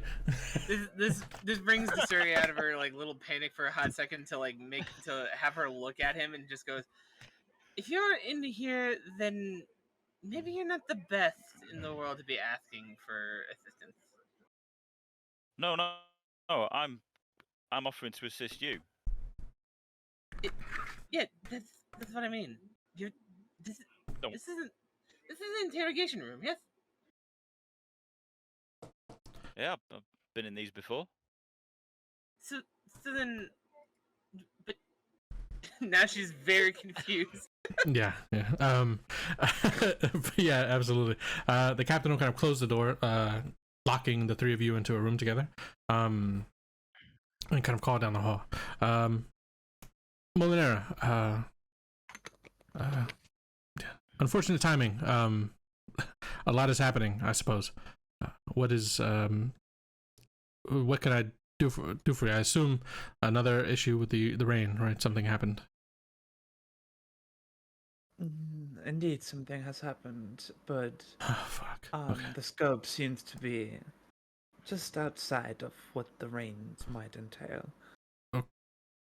Right. Are you aware of Mr. Jesper Hamlock? Yeah, he's a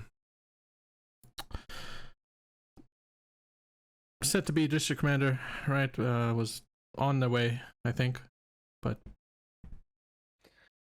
one of the administrative people, right? Indeed. Used to be a captain. Yes, exactly. Yeah. Of the Night Watch. I fear he has been killed. What the And fuck is going on? his body was burned in an apartment Okay, right so- below mine. My goodness. Wow. The captain is like almost at a complete loss for words as he's kind of like looking around. But Ezra would continue, not giving him much time to like sort of, and like she closes in, like sort of hushing her voice a little. I hear, actually, Jasper found me this very evening to tell me that Octavia Centauri was set free. Yeah. I don't know if you know of my involvement in the case. Kind of froze his brow. Interesting that you say that, though. I'm not familiar with your involvement, but the Inkblot who set her free is right in this room. He is. Indeed, he is. Would you let me speak with him, perhaps? Yeah, I mean, you were on. At one point, you were going to be one of us, I believe, right? So, he's like exasperated. He knows he shouldn't be doing this, and I think you even know, right, because of your past in the Night Watch. Obviously. Yeah, you know that this is probably not supposed to be letting this happen, but there's so much happening right now that he just this captain is overwhelmed, right? He just has no way to really kind of executively think about each decision made. This is very much a placement captain rather than like an earned captain. Fine, yeah, go ahead, and I'm gonna lock the door behind you, so you'll be stuck in there with him and a couple of others. I think the other two are, I don't know. Yeah, do that, and I'll give me a chance to look at the bodies up front. Thank you very much. Unlock and let you in, Ezra, as you walk in to the room with a shoddy-looking inkblot, right? Wearing what you said, sack clothing, black sack clothing, and Azazel and Desiree as previously described. So as you walk in, they'll kind of close the door. The captain closes the door and just kind of quickly lock it behind. Just knock on the door if you need me, and he'll won't even wait for your response. You'll hear the footsteps walking away. Don't go, Captain. Plenty of room in here. So she sort of comes inside with like a very she does not look happy, like a deep furrow between her brows, and like looks around between the three of you, gives a slight nod and a smile to Desiree and says good evening. I And remember then- you. Yes. What a strange coincidence to see you here. Yeah, lots of things have been happening. Indeed they have. And then she turns to Carlos. Are you the Inkblot? Well, this depends. What have the rubber poles pulled you in for? I haven't been pulled in for anything. Oh, so you've been given access to us. I have. That's interesting. May I take your name, please, before I give you mine? My name is Ezra Molinera. Thank you very much for your gracious compliance. My name is Carlos Ortega. I see. And you represented Octavia Centauri in a case to be set free, is that correct? I did. I was paid to do so. I was engaged to represent the client in front of the judiciaries. I presented the evidence as it was before us, and the judiciaries saw fit to free my client. Are you aware that these evidences were most likely forged? 100% forged. That did not present in the information I had, and you would have to tear that up with the judiciary, as it was they who accepted the evidence as presented.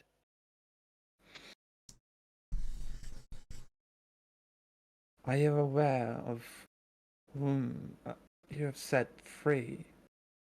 I have set nobody free. There is a very odd understanding that you and these iron rods believe of my involvement in the law. I am a legal scholar, and I present the law and case law to the higher ups in the court of Valdiran. It is they who choose who is to go free and who is to be sentenced. Was it I am merely a functionary in the process. Lucas Centauri who hired you? Well, what is your employment status with the iron rods? None. Then the client privilege does not permit me to share that information with you. Poor ass. I see, so it is true.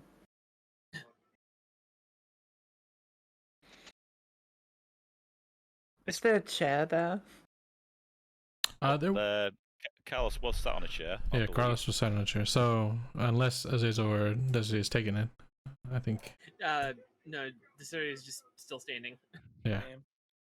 So I think like Ezra would like lean against the chair to like sort of like not properly sit down or something, like just to sort of get a more resting position and just think for a moment. I don't think that the evidence I provided was false. I don't see how the judiciaries, if they were presented with the correct evidence, would have been able to free her. I have no idea what evidence you may have presented.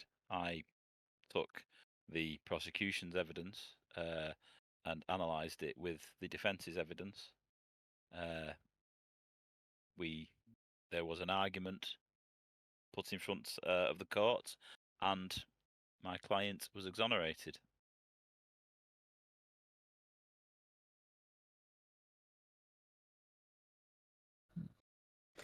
Can I like give him sort of a good look down and try to gauge how truthful he is being? Like he's being a real lawyer right now, which is pissing her off. Yeah. But like He's doing it on purpose as well. yes, sir. Can I make like a perception check to like? I don't know. I'm trying to gauge like if he's actually like totally bought into the thing that he did, or if he like just literally did it for the money only. If you want, Trill. Yeah, I would let you just answer roll that. the perception, and I can respond based. I'll fill Ezra in. Sure. Yeah. Based on Right. what how strong the roll is. Yeah. Pretty strong at this level. All right. Sorry. Okay, yeah, that's pretty good. What you think? That's pretty good, Trill? I would consider that a success. Yeah. Yeah. Right. Okay. Carlos knows his client's dirty. Yeah. But he's an ink blot. He's got to be literally the rules of his trade. He has to represent the client as they are in front of him. He will not knowingly falsify evidence, but he suspects what he has been doctored. However, more than that, he suspects that the case was looked favourably on by the judiciary rather than the strength of the evidence. Mm-hmm. How does that sound? Sounds good to me. Yeah. So Ezra's just sort of nods. So you can sort of like gather this when they talk about the judiciary, that maybe a look in Carlos's eye, he's thinking, damn, it started there, Yeah, it's rooted in deep, and that's exactly the same thing that Ezra thinks. And like she nods at that and just says, "When you get out of this predicament you seem to be in, would you mind if we perhaps talked again?" I am happy to be taken on retainer if you have the coin. Yeah. Yeah, I should say, just for Azazel and Desiree, the fact that Carlos offered his service for only 1 gold coin, you will never find an ink blot for 1 gold coin. That is absolutely insane prices. So I don't know if that helps or doesn't help your current situation with wanting to hire representation for saving your ass in this moment, because it's so cheap that it almost seems like a joke, but at the same time, I mean, getting any kind of representation whatsoever. Like anybody who seems to know the law at all is like a huge benefit already. So with the way, yeah. Ezra would, in this moment, turn towards Desiree and say, "What has happened to you? Why are you in here? I wouldn't take you for much of a criminal." Well, that's the thing. I'm not. And then she will definitely like look at Carlos and just be like, if you actually will represent us in this, then I will pay you 5 gold. I own a store. The fact that he is in here with you right now may not make for a good representative, but I do know my way around the law. Either of you, I might be able to help you, maybe. And she looks towards him. We could devise a strategy together. Either of you would be nice, but I did nothing other than be with him. Points to Azazel, and he did nothing wrong either. In that he found a dying man in an alleyway who also stole something from my store. I like to point out at this moment, I'd be probably checking the walls. What's this interrogation room like? Is there any windows? No, absolutely not. This is basically like in all sense. If the way there's no way out unless it is through that door. Right, so like a dungeon room. Yeah, exactly. Yeah, like Damn it. yeah, it gets. You get the feeling that like checking the walls and stuff. Like, yeah, this is basically a holding cell, but also a room that they throw people around in, like beating the shit out of them. So No two-way mirrors or anything. yeah. Oh exactly. no, but like if it's made of bricks, I'll be trying to find a loose brick while they're talking. I mean. Yeah, it's solid. Damn it. Yeah. Yeah, continue. So, would you mind? And she turns to Azazel. Would you mind telling me what exactly happened when you found this body? How and what state did you find them in? I kind of narrow my eyes at you like for a minute because I don't know you. I don't think. I don't recognize you at this point. Maybe. But he'll turn. Well, I heard a commotion in an alleyway. Next thing I know, this guy's got a dagger in his belly, and yeah, I'm getting the blame for it. Fucking iron rods. Sniper? Yes, Carlos was going to just chime up, trying to do it before Azazel spoke, and says, well, I do not represent you at this point. I do recommend that you keep it to yourself until you have adequate legal counsel. This person shouldn't even be in this room. They are currently breaking the Valdiran Statute of Laws, Volume 18, Chapter 6, Paragraph 48, in terms of access to prisoners that lack representation. Anything you say, you just handing the prosecution a case. Kind of like, yeah, but you're in this cell first. Do I want to take your advice? He's definitely I know correct law. in what he's saying. Hmm. So I am not an inkblot. I just know my way around the law. I like that more than your thing, and I point at Carlos. Carlos shrugs. Saying, I like Ezra's thing more than yours, Carlos. So I'll tell you. Okay. I'm innocent, so what have I got to hide? Ezra considers that for a minute. Well, you at least have a person that can testify that you, at the moment of the murder, were with them, right? Mm-hmm. You only heard the commotion. Right, Des? Could work out fine.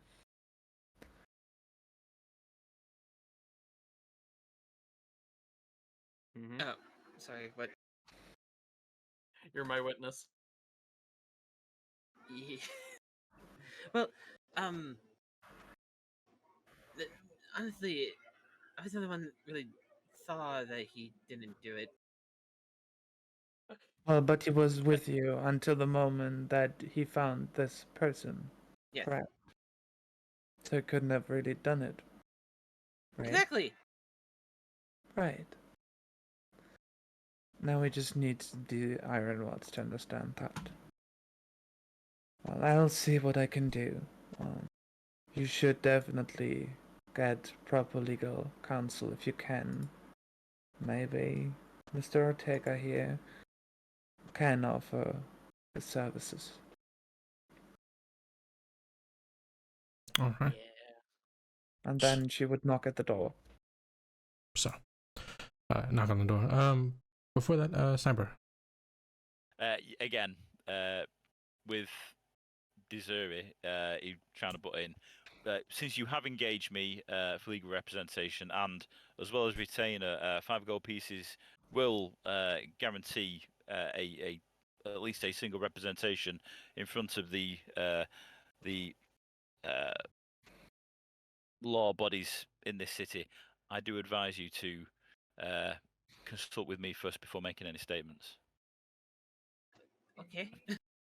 All right. So, as you as this conversation has happened in the interrogation room or the guard post, Ezra, you've kind of gone up and knocked on the door as best as you can.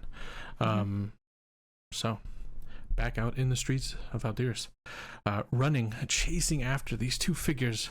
You have not stopped, Virgil, and you are rushing after them as trying to get as close as you can.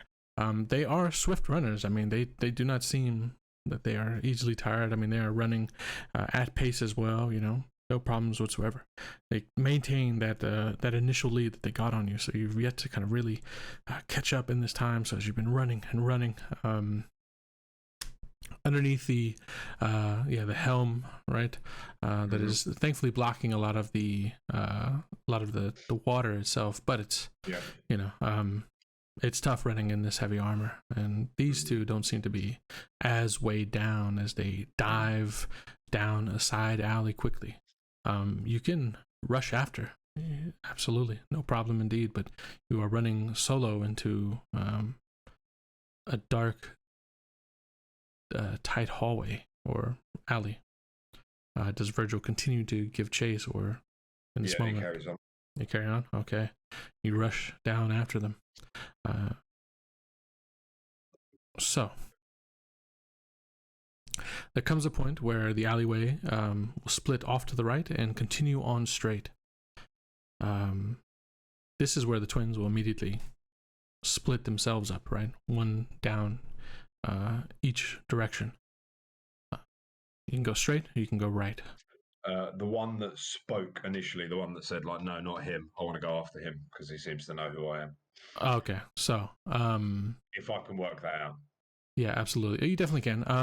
Even though you've been chasing after him and it's dark and rainy, I'll say you still cav well enough. They have gone straight, so you just continue blitzing forward as best as you can. Absolutely. Okay. So as you rush after, you're drawing closer, right? All these little stops and turns are definitely helping you, right? The open runway is really where they were able to kind of beat you out, but as you're kind of having to kind of duck, dodge between like random barrels and boxes that have been kind of left out between the alleyways, right? Having to fight their way through, you've been able to gain a bit of ground on them. So as you draw close, I mean, you feel like with one really hard push, you could probably reach out and grab a hold of them. I mean, you're that close, right? You know, you feel like you're right there to them. When suddenly, the one that you're chasing will just immediately duck down, like fully down. I need you to make a reflex saving throw here.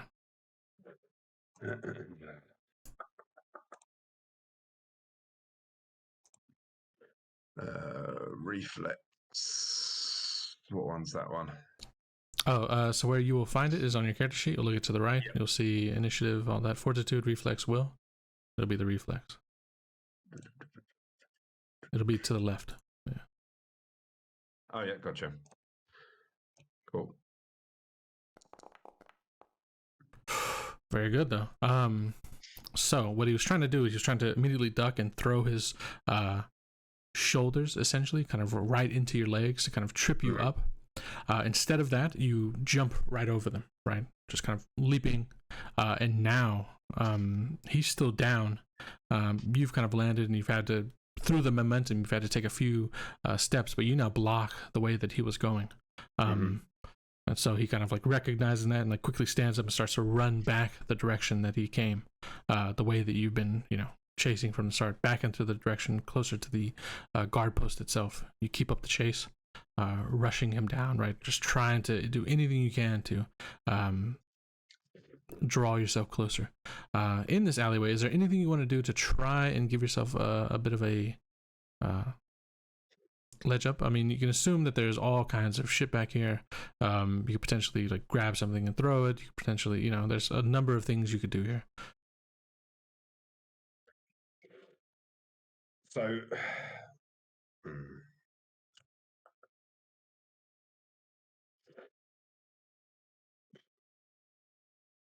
no, there's nothing that I want to risk. No, I'll just book it after him. I want to try and just do like almost like a diving tackle. Diving tackle. Okay. Yeah. So when you get close enough, you'll try to just like really throw yourself into it to get out the rest. Okay. So yeah, you chase him back and you're getting close to that split, right? Back to where the initial break, and you can see his head continues to keep like looking to the left, like he's like waiting for the opportunity to bust down the opposite way. And so he has to kind of like come quickly to a stop to try and stop himself, the momentum to be able to turn. Go ahead and make me an athletics check. As you throw yourself forward, trying to use the momentum behind you, everything to kind of grab a hold of him. Nah. Ooh, yeah. So you throw yourself forward, but he's just a bit too fast, and he ducks down, and you just kind of go flying by, and the heavy armor weighs you down as you slam onto the now at this point well flooded kind of alleyway ground. The water kind of kicking up all around you, and you can already hear like the footsteps rushing away. So as you kind of thrown yourself, slammed into the ground, regained, momentum, like stood back up. Virgil will just slam his hand down onto the ground. So you don't go chasing after? No, he's gone too far now, hasn't he? It's up to you. No. Fair enough. So slamming your hand down into the puddle of water underneath you. Yeah. You lost him, unfortunately. So, what area am I in? Would I know this patch? Absolutely. This is a small. You're actually, you're really not that far from the guard post, right? Like, okay. You could easily make your way back. So it's definitely in your area of the beat, right? The walk that you typically go. One thing to note, though, is strangely enough, it seems like these two knew as well. To know, like, especially to come here to the split, right? To be able to like try and get away from you. You don't. None of your intuition tells you that was by chance. That's not. None of that was. They knew where they were running, right? Yeah. Can I just slowly make my way back down the alleyway to where it was that he slid and see if anything might have fallen out of his pocket or anything like that as he went down on the ground? Absolutely. Go ahead and roll me a perception check as you make your way down and look to see what you can see.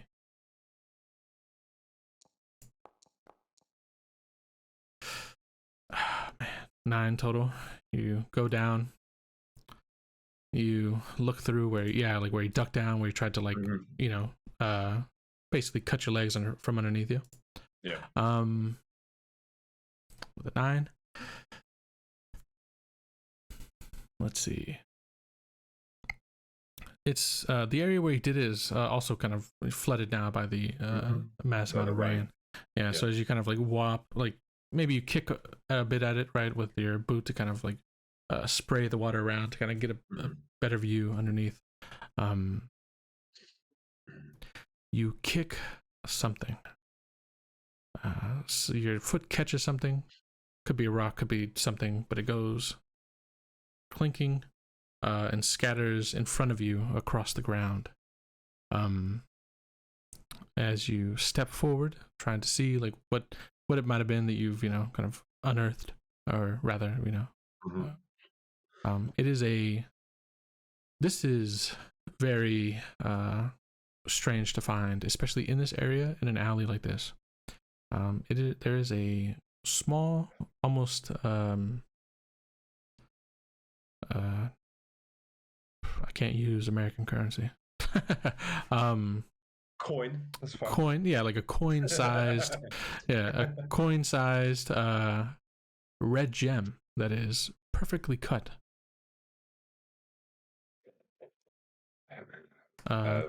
Virgil will just sort of study it for a quick minute, turn it over in his hands, and think a bit. There's nothing specific about it other than the fact that the cuts are pristine, other than you assume the damage that's caused to it was actually a bit of your own, right? A little bit of scratch. But if there's nothing remarkable about it other than that, he'll put it into his pouch for later, into his little evidence pouch. Absolutely, yeah. So you just kind of pocket, yeah. Your intuition tells you that it is quite valuable, though, right? Based on the cut, and only a select few in the city could probably, do a good enough job like that. So, with that, I'll just make a note of where it was I lost them. Fair enough. Yeah. Thinking about the two. I mean, they're twins. They're fairly distinctive. Twins aren't that common. For sure. Would Virgil know of any criminals affiliated, or any criminal twins that have stood out previously? Absolutely. What would be? Wait, let me see. Society or law? Got legal. Yes. So okay. So I'll let you decide. Legal would be like if you've ever seen them in the legal context. Society would be like if you've ever seen them in like a criminal, like So I guess depending on which one you roll, we'll kind of change up the answer. But I'll say the difficulty for the check is similar between the two. So it would only be your preference on what kind of answer you get. Okay. Go for society. With a 19.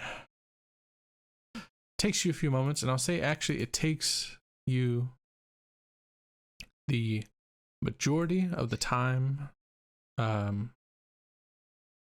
as you... Should we say I'm walking back at the same time? Should we exactly. say that? Yeah, exactly. So it takes you that time that it takes to get to this alley, walking back to the guard post to see, what shape it was left behind. And so for the majority of that walk, you're just like, man, twins, legal, right? Society. And then it hits you. There are two twin brothers that work for Octavia Centauri. You're not familiar with their background particularly, but you do know their name. Martin and Milo. Martin and Milo Centauri, or just Martin and Milo? Yeah, no, just Martin and Milo. They're not related. I would probably think. Yeah. They're not related, the twins. They're not related to Centauri, is what I'm saying. Like they're not. Their last name isn't Centauri, is what I was.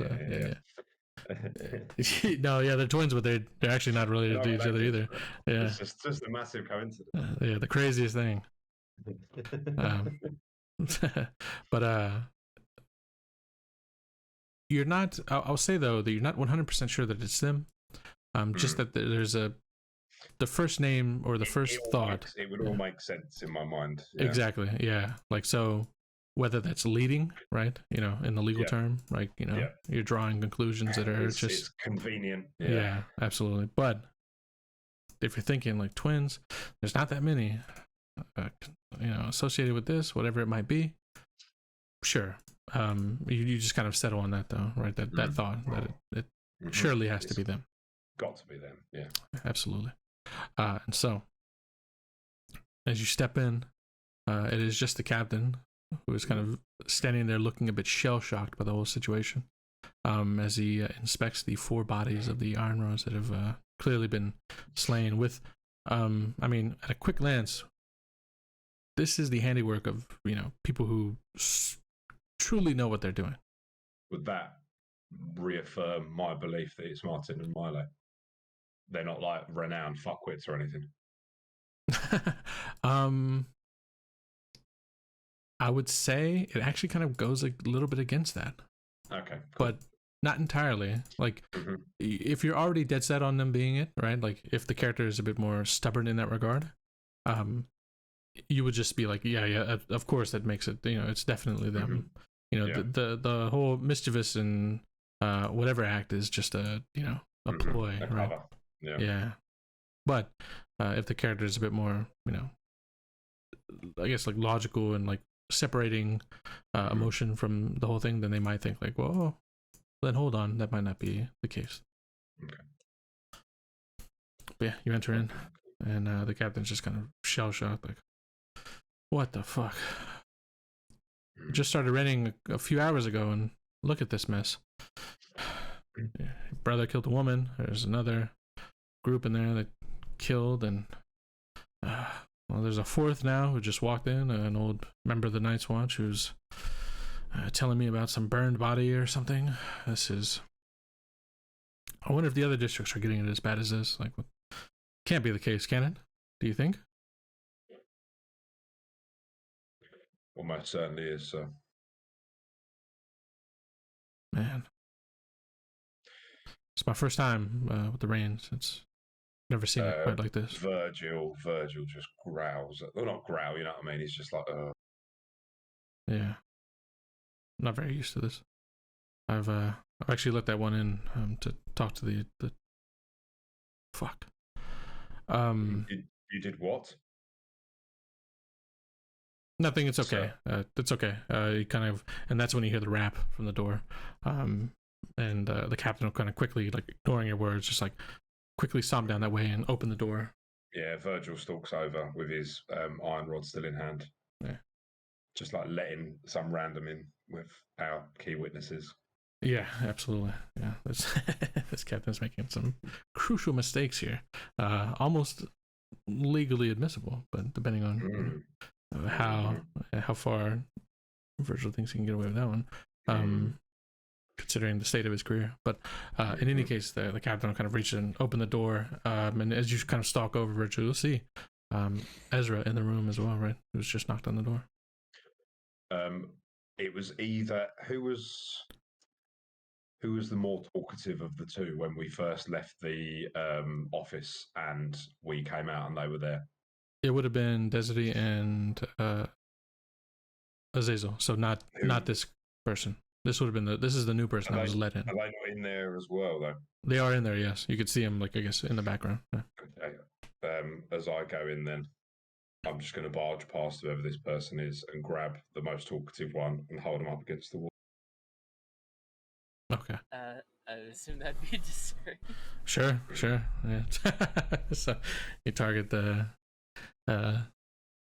like your own brother. You target the woman, and so you rush in. Virgil, grab a hold of Desiree and push her up against the wall. Mm-hmm. All right. Carlos will just wave and just put his finger to his lips. Who are you working for? Who sent you in here?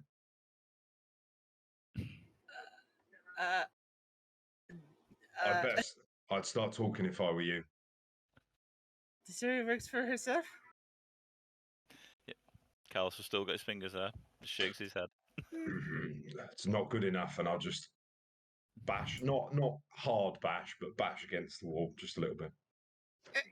Very convenient, isn't it? You're all brought in here, and then we get hit. Who were they? And then he will slam a bit harder and start putting a bit of pressure on this time. Carlos shaking his head. The captain's like, "Hey, come," you know, tries to kind of like get involved a bit. Ezra, this iron rod is kind of pushed past you and is now kind of. So, I'm not familiar with the Valdiran laws, but Ezra definitely is. Is it legal for a non-convicted person to be pushed around by an iron rod? Basically, yeah. I would imagine so. Yeah. This is called interrogation. Yeah. Yes. Even if it wasn't, so- it would have to be so far beyond like what is the bounds. I guess There's so, probably yes. there's an excuse there somewhere. Okay, so Ezra would just make way for this, but turn to the captain instead of Virgil and say, I am familiar with her. She runs a small shop just a few streets down. Fair enough. The captain's like, okay. Just gonna kind of quickly look around. Hey, Virgil. Let's see what they have to say in the calmer context. All right. I think they ran straight to us. I don't think they had anything involved, right? Remember, these are the ones we told to, get down. They were the one who told us about what was happening further beyond. So I doubt they would have stayed if that was the case, right? So So I'll just let her slide down the wall and step back behind the captain. So what's happening? The captain will kind of speak to you, Ezra, specifically. Were you able to find anything out? I mean, it kind of did you a favor, It's I'll let you in here to question, get a few questions you could answer or whatever. Do you think that that has something with what's going on, or what? Is it just strange? I fear that the Centauris are behind all of this, if my intuition is correct. Okay. The captain kind Do of looked not back. believe that either, and she nods to Carlos, either and to the other two, and I don't believe that either of them actually are responsible for the murders they're here for. The captain kind of looked to Virgil. And before you say, he's gonna say, yeah. That's why I let her in. She's a big part of the Centauri investigation. And so, go ahead.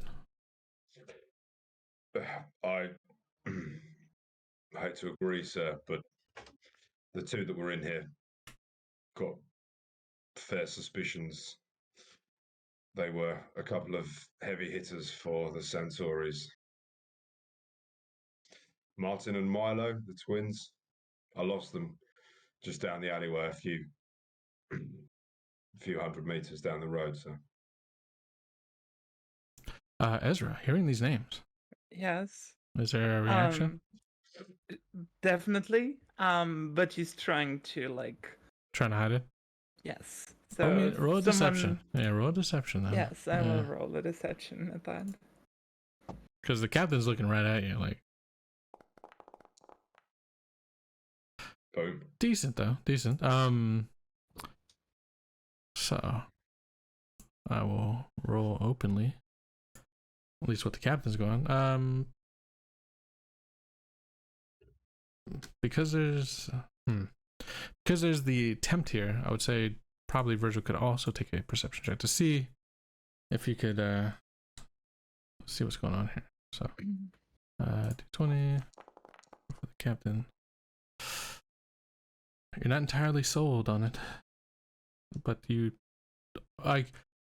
because it's so close, 20 and 17. I'll say you pick up something, but it's not enough for you to be like, oh, that's exactly, that's what's going on. Take her at her word for now. So Yeah, it's just like apparently there was some recognition in the name. Oh my god. That is- Oh dear. that is Oh a shame. dear. Oh. Wow. He knows everything. The captain is like, wait, what was that? You know those two, do you not? I Virgil takes a Do. half step forward. do. By name? How do you know them? Are they heavy hitters with the Centauri family? Like, I must admit I'm shocked.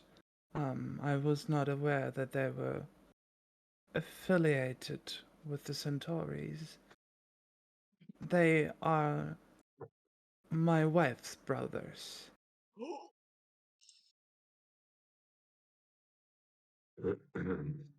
the captain kind of goes grim at that. So does Virgil. Yeah, like, oh fuck! And I let this person in. The captain looks over to you for the first time, Carlos. Realizing legally what a fuck up of epic proportions this is inside of this room now. And does Carlos recognize that look on his face as the dread? Yeah, absolutely. Hearing? Yeah, Carlos absolutely. will just smile, and then you'll just nod at him. So the captain kind of speak up.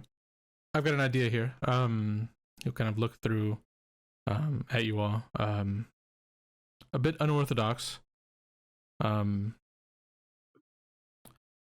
But I may be useless as a captain. He kind of looks to you, and he's actually speaking really honest in this moment. As he looks to you, Virgil. But I know quite a bit of administrative workarounds. I think the best case with everything going on is that we need your brother to stay around. I think we need Miss Ezra here to stay around as well. I think what I can do, I have some pull with some of the judges. Obviously, by my position, it's not very earned, but whatever. I think I can get something done here. Would you take lead on this, Virgil? I'm sure there's no way that I could get a Lancer involved, but maybe a senior arbiter of the, city guard, one as esteemed and held in the long career that you have had, the lack of promotion. I think I could sell something up, to the higher ups about maybe an opportunity for, further career progression for you, right? You don't have to be stuck, as many years as you've been here as a senior arbiter. Lead this investigation. We can hire these two as outside resources, right? Legal resource. That'll, clear up any of the Lancer issues, right? We have somebody who knows the law. It's your brother. In doing so, you'll save yourself. He speaks to you, Carlos, from a brand that your brother had argued on down from murder itself, which I think is a fair enough for you to, understand that everything that has happened here is all with well-meaning in the very beginning, right? None of this is a mistake, you understand? As he kind of talks to you, Carlos. Carlos will shrug, just say, "There's nothing going on record from this." Okay, then that'll help. Obviously you've had a lot of, he looks to you, Ezra, you've had a lot of experience with the Centauri family, right? I think you're a big part of the information that, led to the eventual, arrest, which Virgil here was at, he saw it all. I think your assistance maybe could help, put you back into a position where you could, maybe get back in with the Iron Rods themselves or something along those lines, right? Maybe even a fast track to, send you off to school, like the Lancer school. There's opportunity there if you have the ability, at least. And he kind of looks around, like for the first time, almost like this captain is kind of like for the first time, like really recognize that Azazel and Desiree are here. These two. What is it that you do?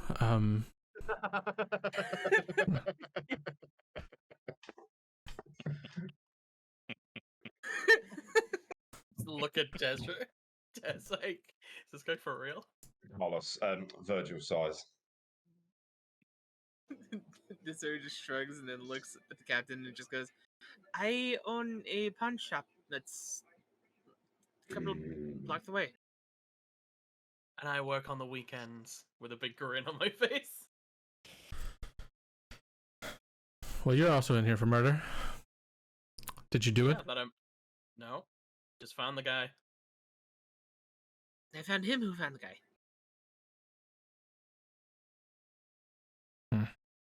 Kind of thinks it over. I'm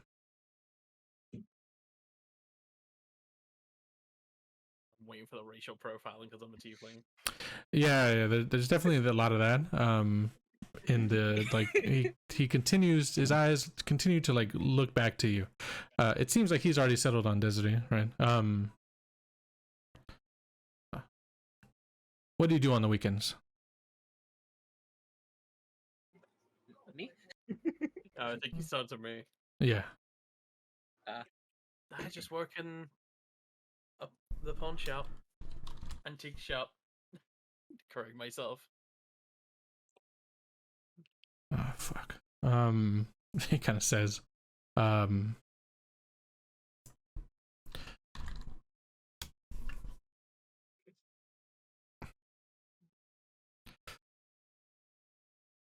I think then, I mean, they're here, they're wrapped up in this whole fucking thing. He looks to you, Carlos. Ensure their cooperation with all things, as they go, and whatever charges have been levied against them will be dropped for their help in a matter such as this. But you he says that plainly, but what he's telling you is make sure these two have nothing to say about the immense fuck up that has happened in this room. All right. I think I understand what you're getting at. Could we discuss my fee? Don't push your luck, brother. Yeah, I think it's not an engagement unless money's changing hands. That is in the statutes. This motherfucker. He kind of like the captain mutters it because he knows you're right. Here then, and he'll kind of pull out a single gold coin and just flick it across the room at you. You are on retainer, Captain. All right. I look forward to servicing you as a client. Can we just have an out of game question? Sure.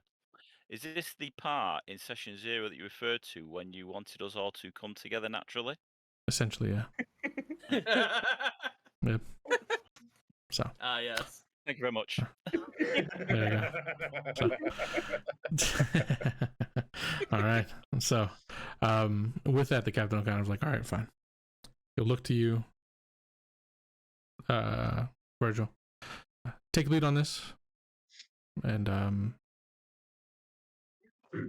whatever it is that has been keeping you where you are. I mean, maybe we can, give a bit more space. Right. Over the years, Virgil has heard these sorts of promises before, and nothing has ever materialized. Yeah. I will say, go on. I will say, this is probably the first time you've heard this promise from somebody with as shitty as he is as a captain. Captain Vargas definitely does have some genuine administrative pool. Probably because his position is completely bought, right? Nothing about him being captain. Like, he spent a year as like an iron rod before he was captain. He hasn't earned any of it. Yeah. So he must have some real push, right, to get him into a captain position. And there's already talks of him moving beyond the captain position. But permission granted. Like, speak plainly. Give me